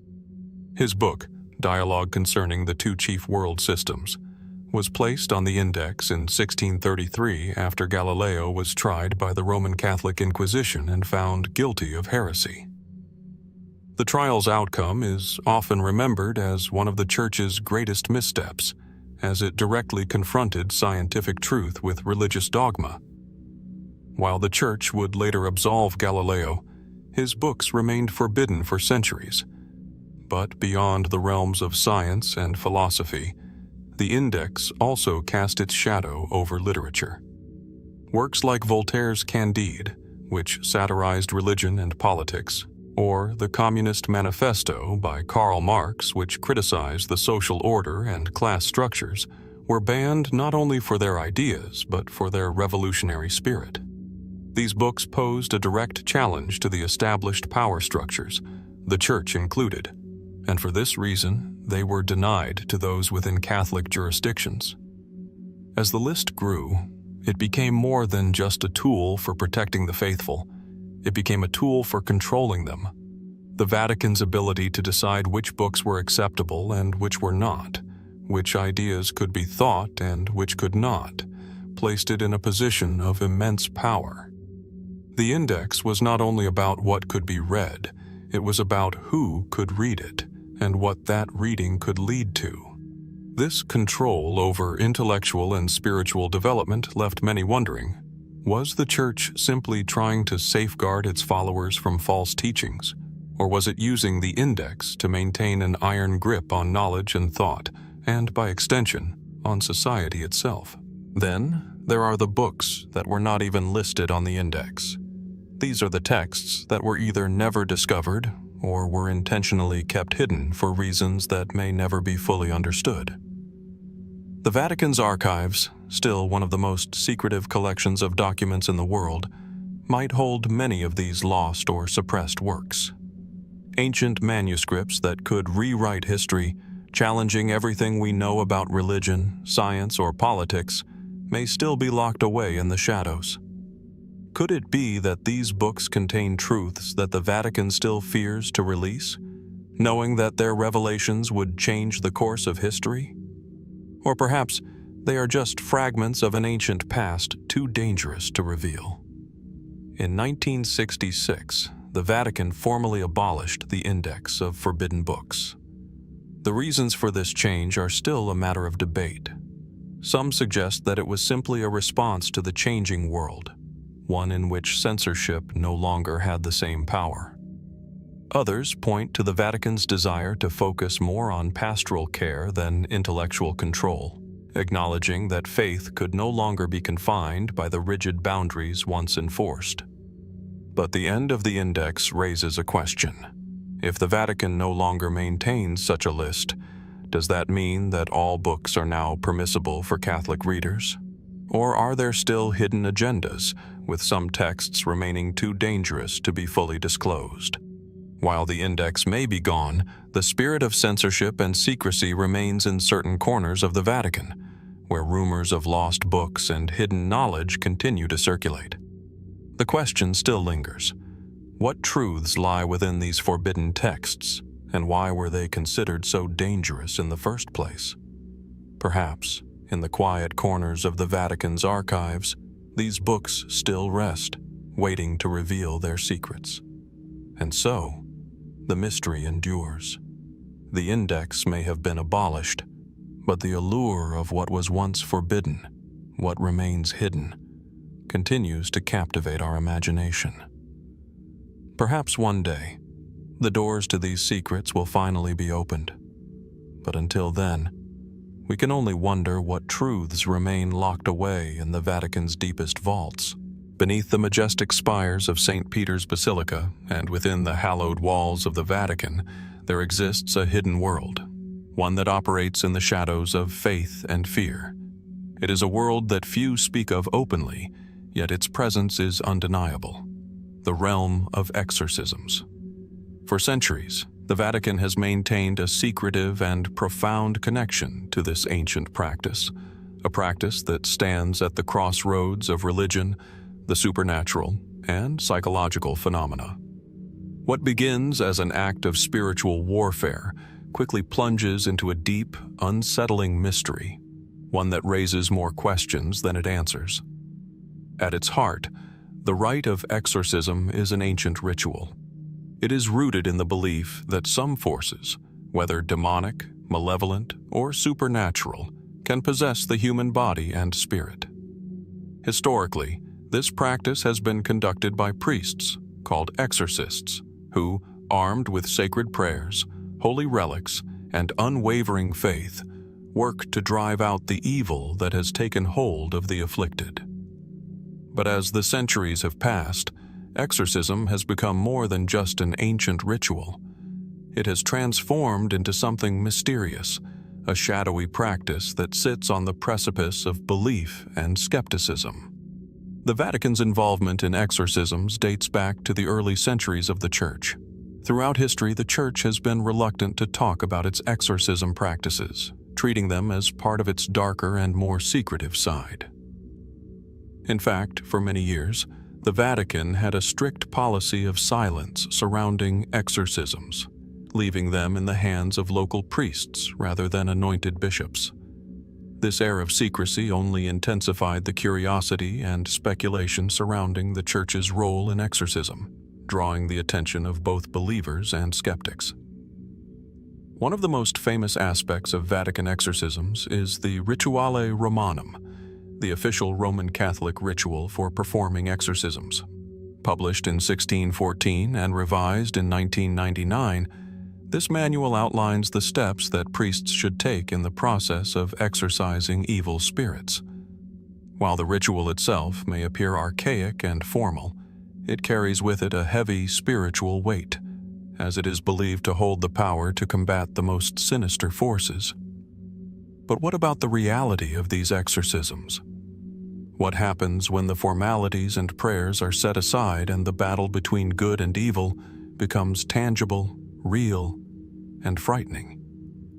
Over the years, countless exorcisms have been performed in the Vatican's name, though few details have surfaced. What we do know, however, is that the Vatican has maintained a small but select group of trained exorcists who have the responsibility of confronting the most extreme cases of possession. These exorcists are not merely individuals who have a strong religious background. They are chosen for their deep spiritual knowledge, personal faith, and experience with the darker sides of human nature. They are often called upon to deal with cases that defy rational explanation, cases that seem to transcend the limits of what science or psychology can explain. The mysterious aspect of Vatican exorcisms is not just in the ritual, but in the reports that have come out from those who have witnessed these practices. Many who have been involved in exorcisms have described chilling occurrences, sudden temperature drops, guttural voices, unnatural physical strength, and eyes that seem to burn with malevolence. Witnesses speak of the body of the possessed contorting into unnatural positions, and of a voice speaking through the victim, often in languages they have never learned. These details, though compelling, are difficult to confirm. Yet, they persist in the public consciousness, keeping the mystery of Vatican exorcisms alive. But are these phenomena real? Could they be the result of psychological conditions, such as dissociative identity disorder, psychosis, or other mental health disorders? Some argue that exorcisms are merely psychological interventions, a way to give hope to those suffering from debilitating conditions that cannot be easily explained by modern medicine.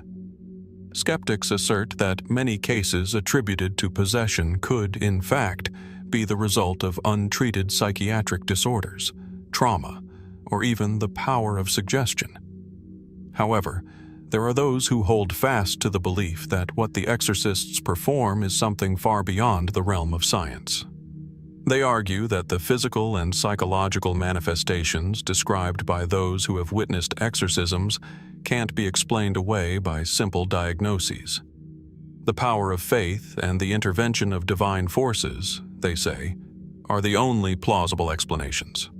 This belief is reinforced by the Vatican's continued endorsement of exorcisms, despite the fact that they are rarely discussed publicly and are almost never recorded.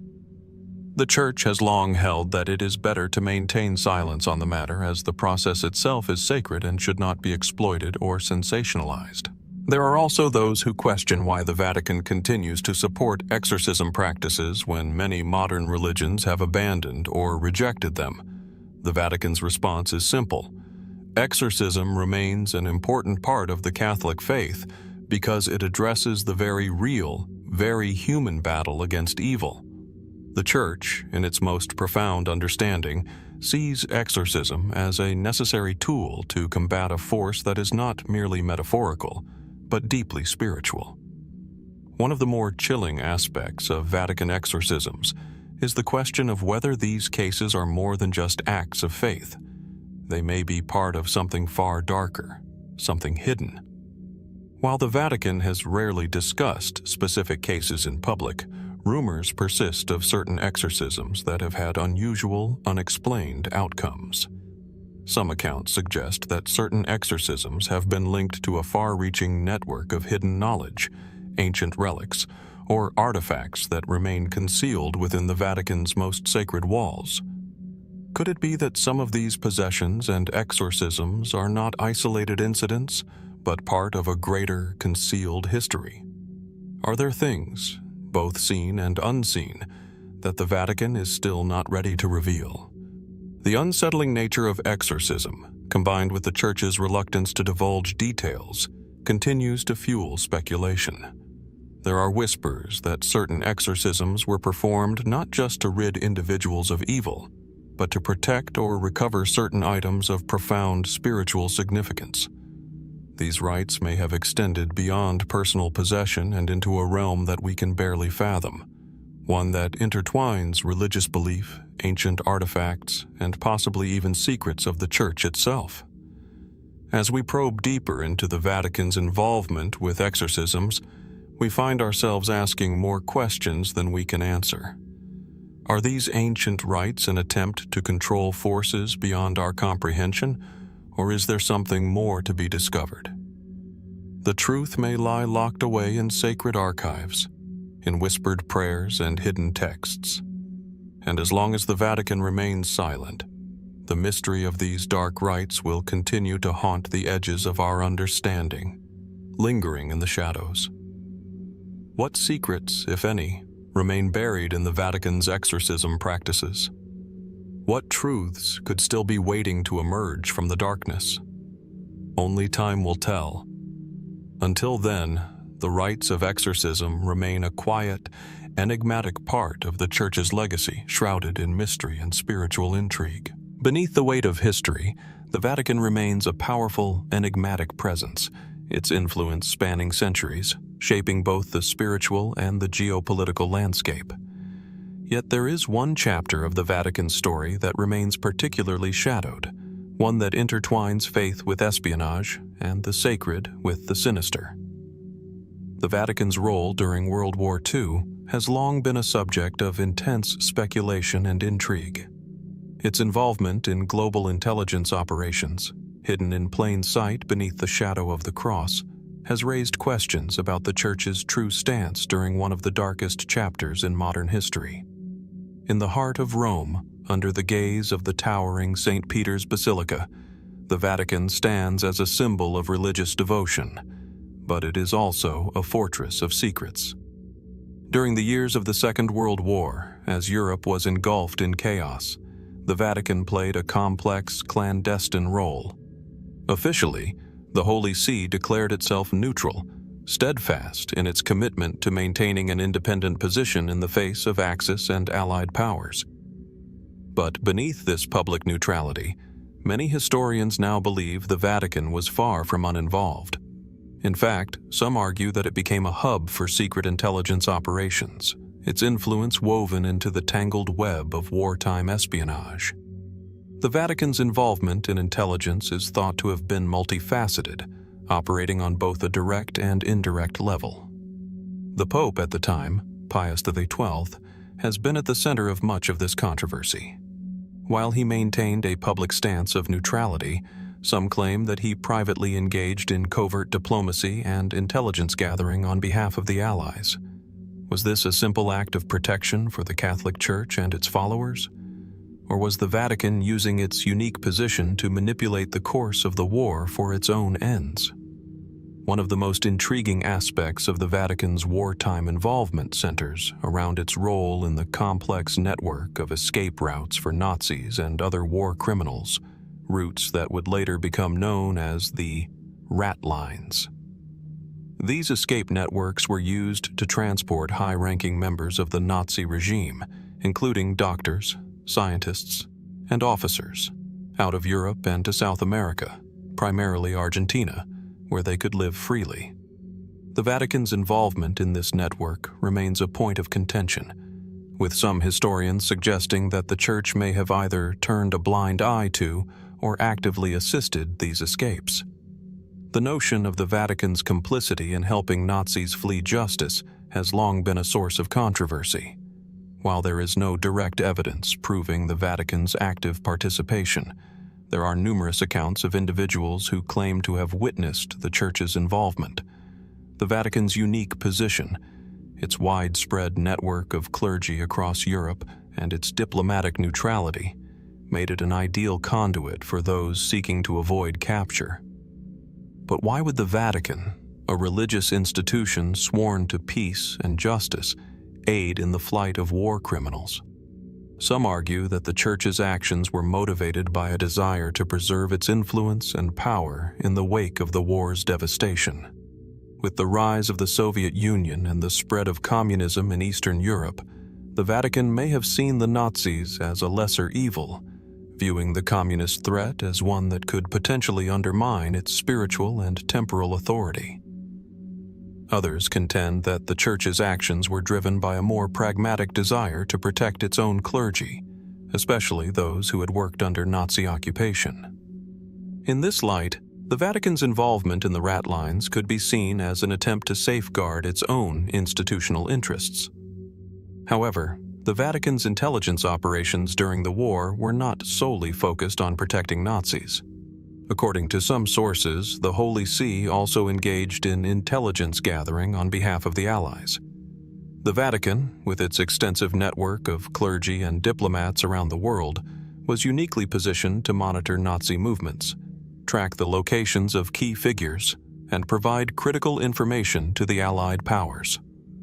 At the time, the Vatican's diplomatic connections and global reach made it a valuable asset in the fight against the Axis powers, and some suggest that it was in this capacity that Pius XII played a more active role, secretly aiding the Allies through intelligence. There are accounts suggesting that Vatican intelligence officers, many of whom were deeply loyal to the Pope, worked in close coordination with the Allies, particularly the British and American intelligence agencies. But the Vatican's relationship with the Allied forces was complex, with the Church walking a fine line between supporting the war effort and protecting its own religious and political interests. Was the Vatican's support for the Allies purely out of moral obligation, or did it also seek to use the war as a means to secure its place in a post-war Europe? What complicates this narrative further is the fact that the Vatican's intelligence efforts extended beyond just the wartime period. The end of the war did not bring about an end to the Vatican's role in global espionage. In the years following World War II, the Vatican continued to play a significant role in the Cold War, navigating the shifting political allegiances between the United States and the Soviet Union. The Vatican's diplomatic missions in Eastern Europe and its relationships with key figures in the U.S. government allowed it to remain an influential player in global geopolitics.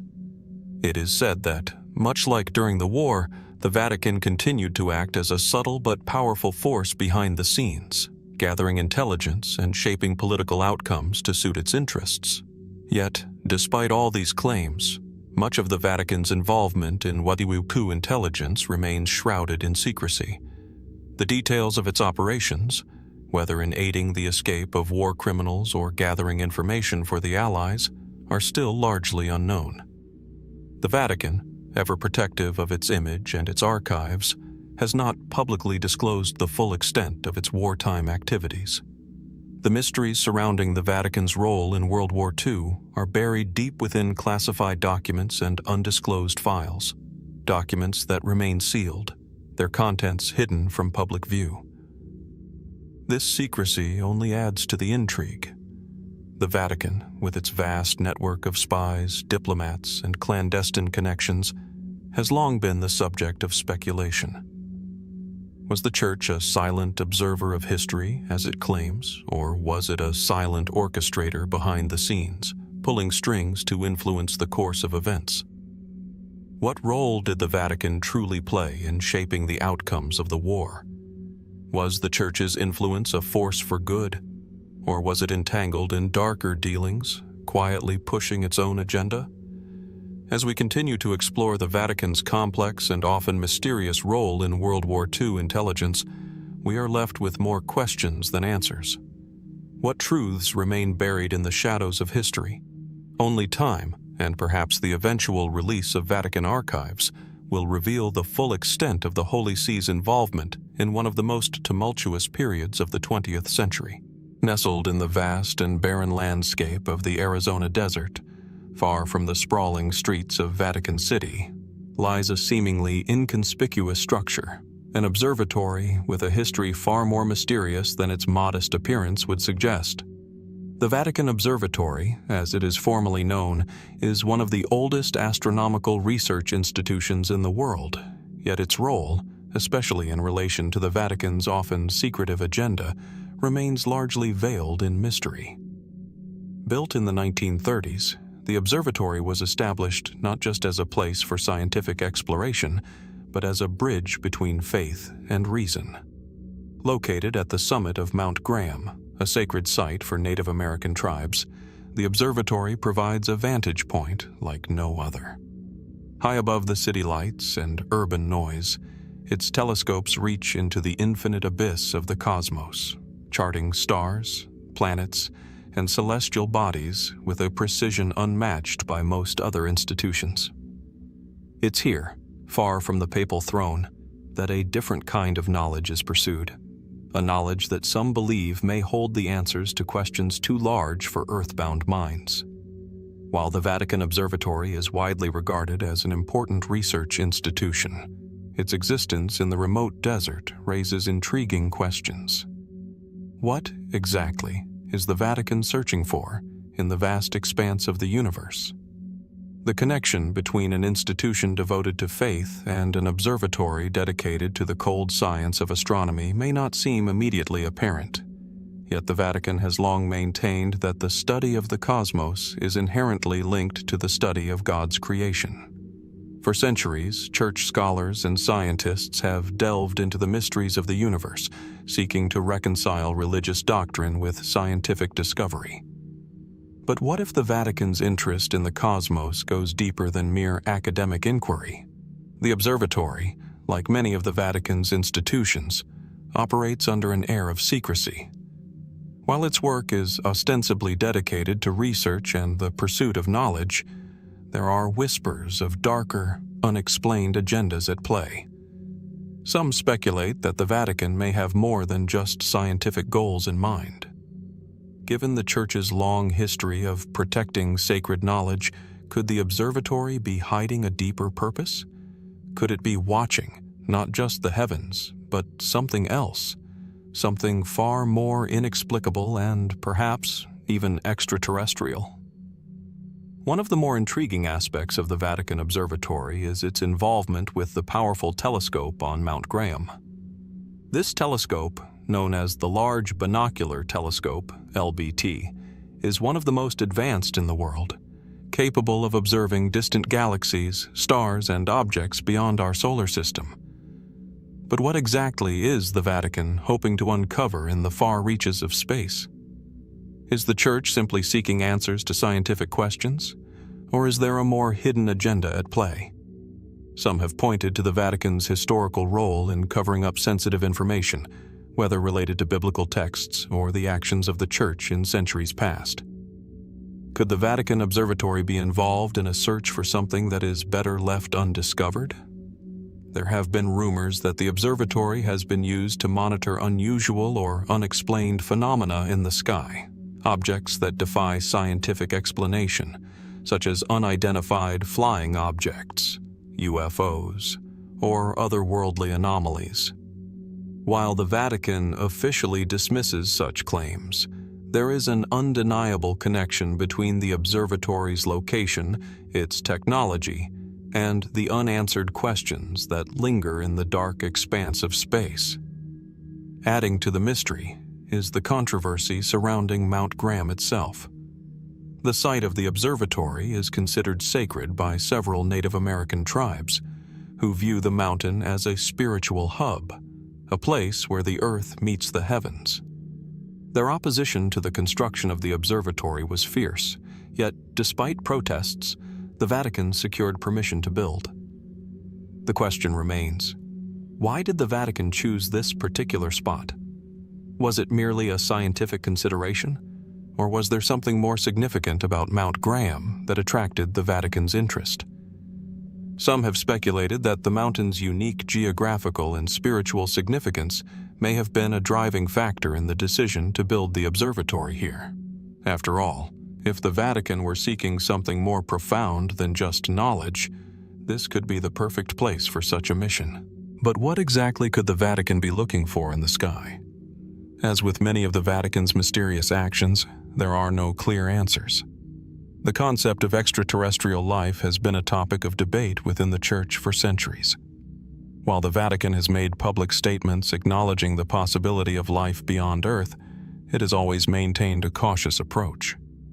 Yet, the question persists. Does the Church know more than it's letting on? Could the Vatican Observatory, with its state-of-the-art equipment, be watching the heavens for signs of intelligent life? Or, more alarmingly, could it be monitoring something far more dangerous? In recent years, the observatory has become a focal point for discussions on UFOs and extraterrestrial encounters. Some theorists suggest that the Vatican's interest in space might be linked to a desire to uncover the truth behind the many reports of UFO sightings around the world. If the Vatican were to discover evidence of intelligent extraterrestrial life, how would the Church react? Would it embrace this revelation as a natural extension of God's creation? Or would it be forced to confront a challenge to centuries of religious doctrine? The Vatican, after all, has long prided itself on being the custodian of truth and the interpreter of divine will. Could it be preparing for a revelation that would shake the foundations of religious belief?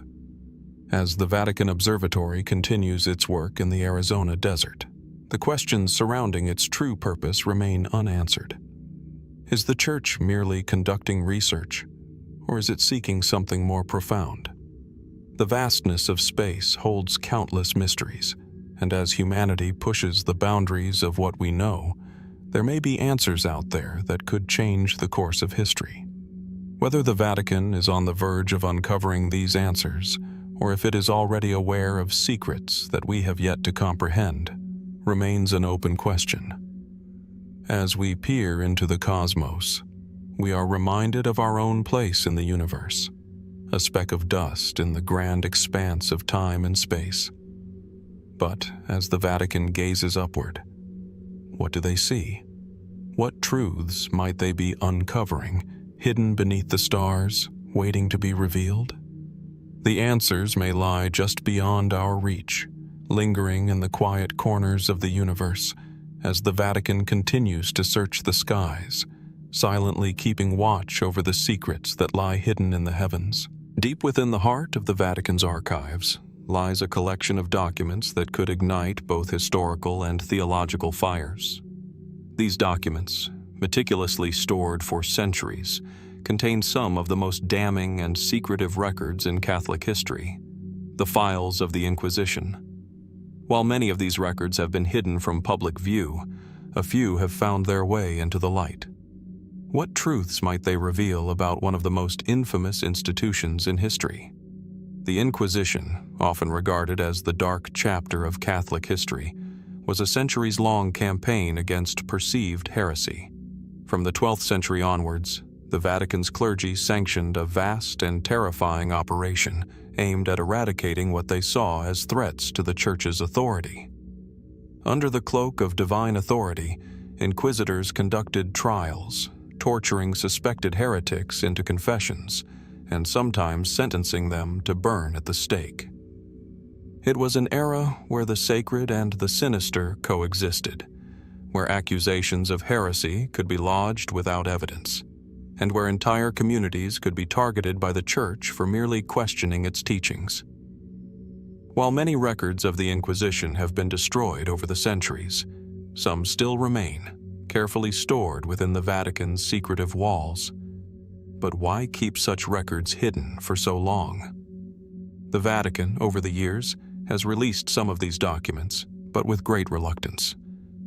In 1998, for example, the Vatican allowed public access to certain files related to the Spanish Inquisition, a move that raised both curiosity and concern. These documents, once sealed in cryptic silence, painted a chilling portrait of the Inquisition's methods, but they also revealed something far more troubling, a system of power and control that extended beyond mere religious conviction. The documents uncovered were vast and filled with stories of pain, fear, and unrelenting power. There were detailed accounts of confessions extracted through torture, of lives ruined and families destroyed in the name of God. But amidst the disturbing accounts, something else was quietly revealed. The Inquisition was not just about fighting heresy. It was about maintaining power. Power that had been granted to the Church by both divine right and its own political machinations. Perhaps most unsettling of all are the references to prominent figures within the Church itself. Figures who either turned a blind eye or actively participated in the Inquisition's darkest deeds. Some of the records uncovered point to high-ranking clergy who were complicit in the trials, or even had personal grudges that influenced the charges against certain individuals. Was the Inquisition a genuine effort to root out evil, or was it simply a tool for maintaining control over both religious and political matters? It is easy to assume that the Inquisition was something that belonged to the distant past, an event that no longer affects the modern world. However, the Vatican's continued reluctance to release all the Inquisition records suggests that perhaps there is more to uncover, truths that remain buried. Some historians and theorists argue that the Church still harbors secrets within its vaults, truths that could shake the foundations of both religious doctrine and our understanding of history. But what exactly lies within these hidden files? What parts of the Inquisition's bloody history have yet to be revealed? There are whispers that some documents could provide evidence of darker practices than we have already learned. Could there have been more systematic suppression of knowledge than previously believed? Might there be more revelations concerning prominent historical figures who were unjustly persecuted, their names lost to history, their innocence never acknowledged? Or perhaps there are stories of corruption that link the Inquisition to other dark events in world history, events that the Vatican is still trying to keep secret. Some researchers speculate that, beyond the torture and the trials, there could be evidence of darker motives at play.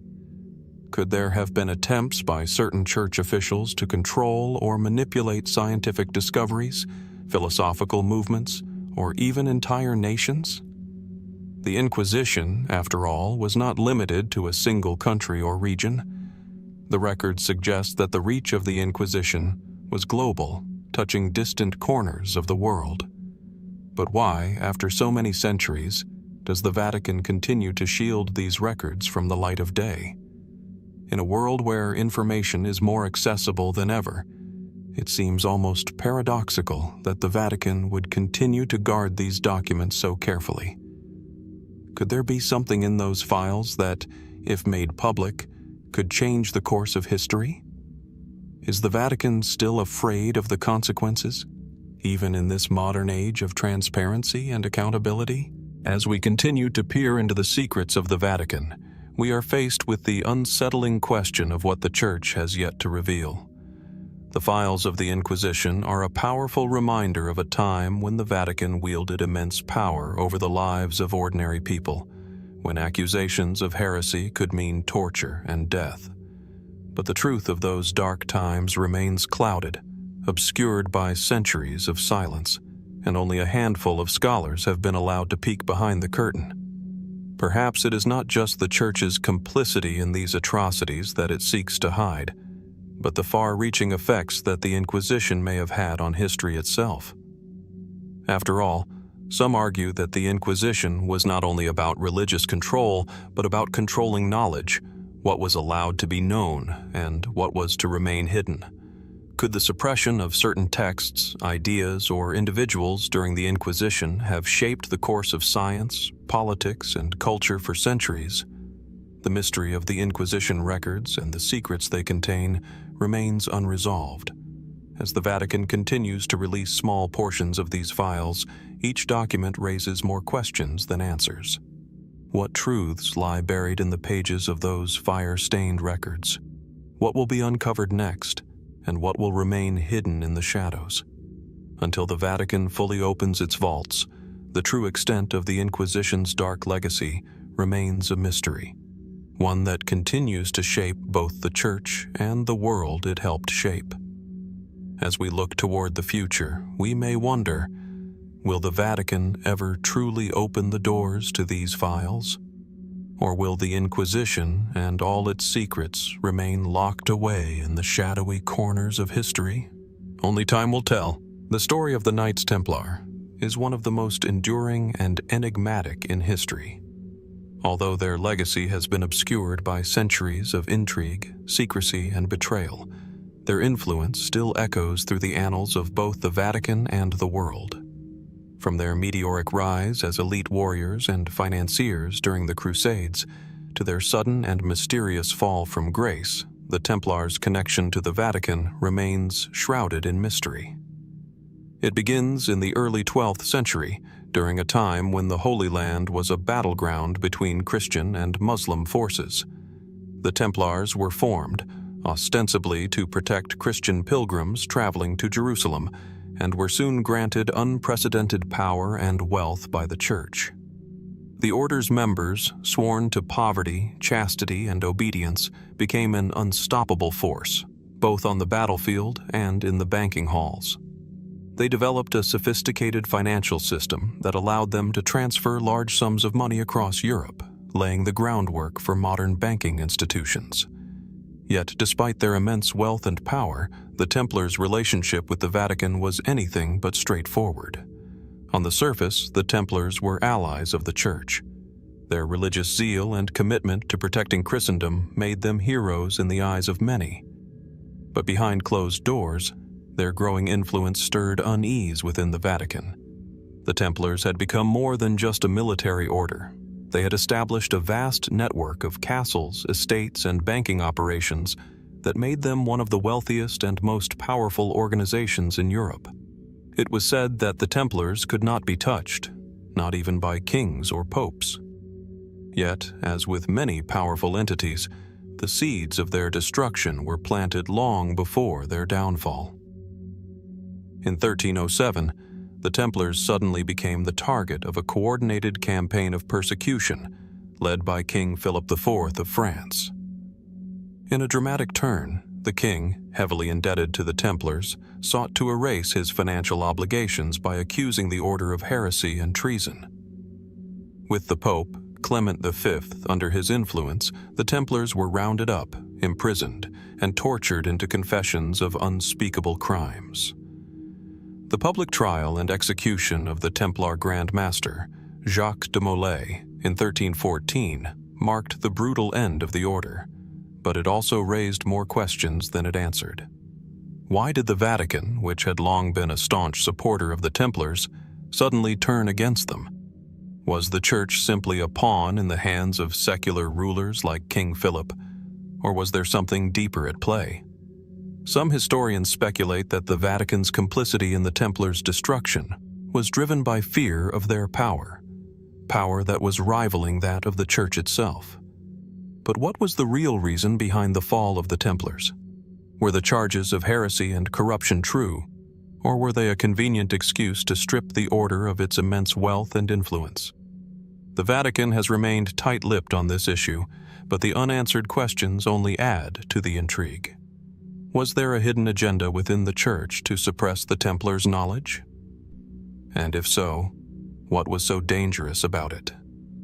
One theory that has persisted for centuries is that the Templars were in possession of a secret, one so potent that its revelation could shake the very foundations of Christianity. Some claim that the order had discovered or even safeguarded a powerful relic, perhaps the Holy Grail itself, or documents that challenged the Church's teachings. Others speculate that the Templars had access to ancient knowledge, preserved from the early Christian period, which threatened the established order of the Vatican. The Templars' alleged connection to the Holy Grail has been the subject of countless legends and theories. Was the Grail a real physical object, or was it something more symbolic? Some historians believe that the Templars, through their travels to the Holy Land, uncovered clues about the Grail's location, leading them to hide it away in secret. These theories have been fueled by the Templars' mysterious, almost mythical reputation. They were known to have possessed unique rituals, symbols, and a profound knowledge of alchemy and other esoteric subjects. Could it be that these secrets were too dangerous for the Church to allow to flourish? Moreover, some modern researchers have suggested that the Templars may have been protectors of ancient pre-Christian knowledge, ideas and teachings that had been suppressed by the Vatican in its effort to consolidate power. Perhaps the Templars were a buffer between the old world and the new, holding on to truths that could disrupt the Christian narrative. Were they part of a larger, hidden network of intellectuals and thinkers who resisted the Roman Church's dominance over knowledge and belief? Others point to the symbolic connection between the Templars and the Freemasons, an order that rose to prominence centuries after the fall of the Templars. Some believe that the Masons, with their secretive rituals and arcane symbolism, are the spiritual descendants of the Templars, continuing their mission to preserve forbidden knowledge. In this view, the Templars' downfall was not just the result of political maneuvering, but the suppression of a centuries-old intellectual and spiritual legacy, one that continues to this day.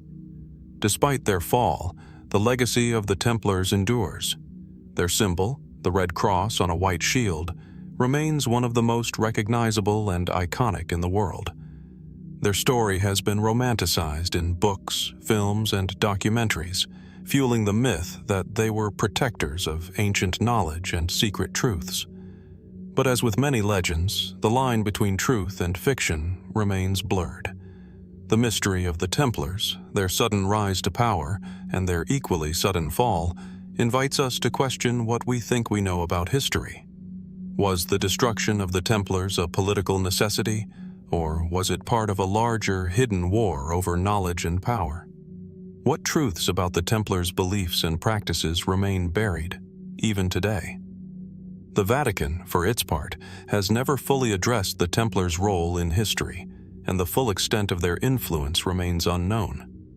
The question lingers: were the Templars merely pawns in a game of political chess, or were they guardians of something far more significant, something the Church was too afraid to allow into the light? As we dig deeper into this mystery, one thing becomes clear: the story of the Templars, like the Church itself, is far from finished. The rise and ruin of the Vatican's Templars may have been a chapter written in the past, but its reverberations are still felt today.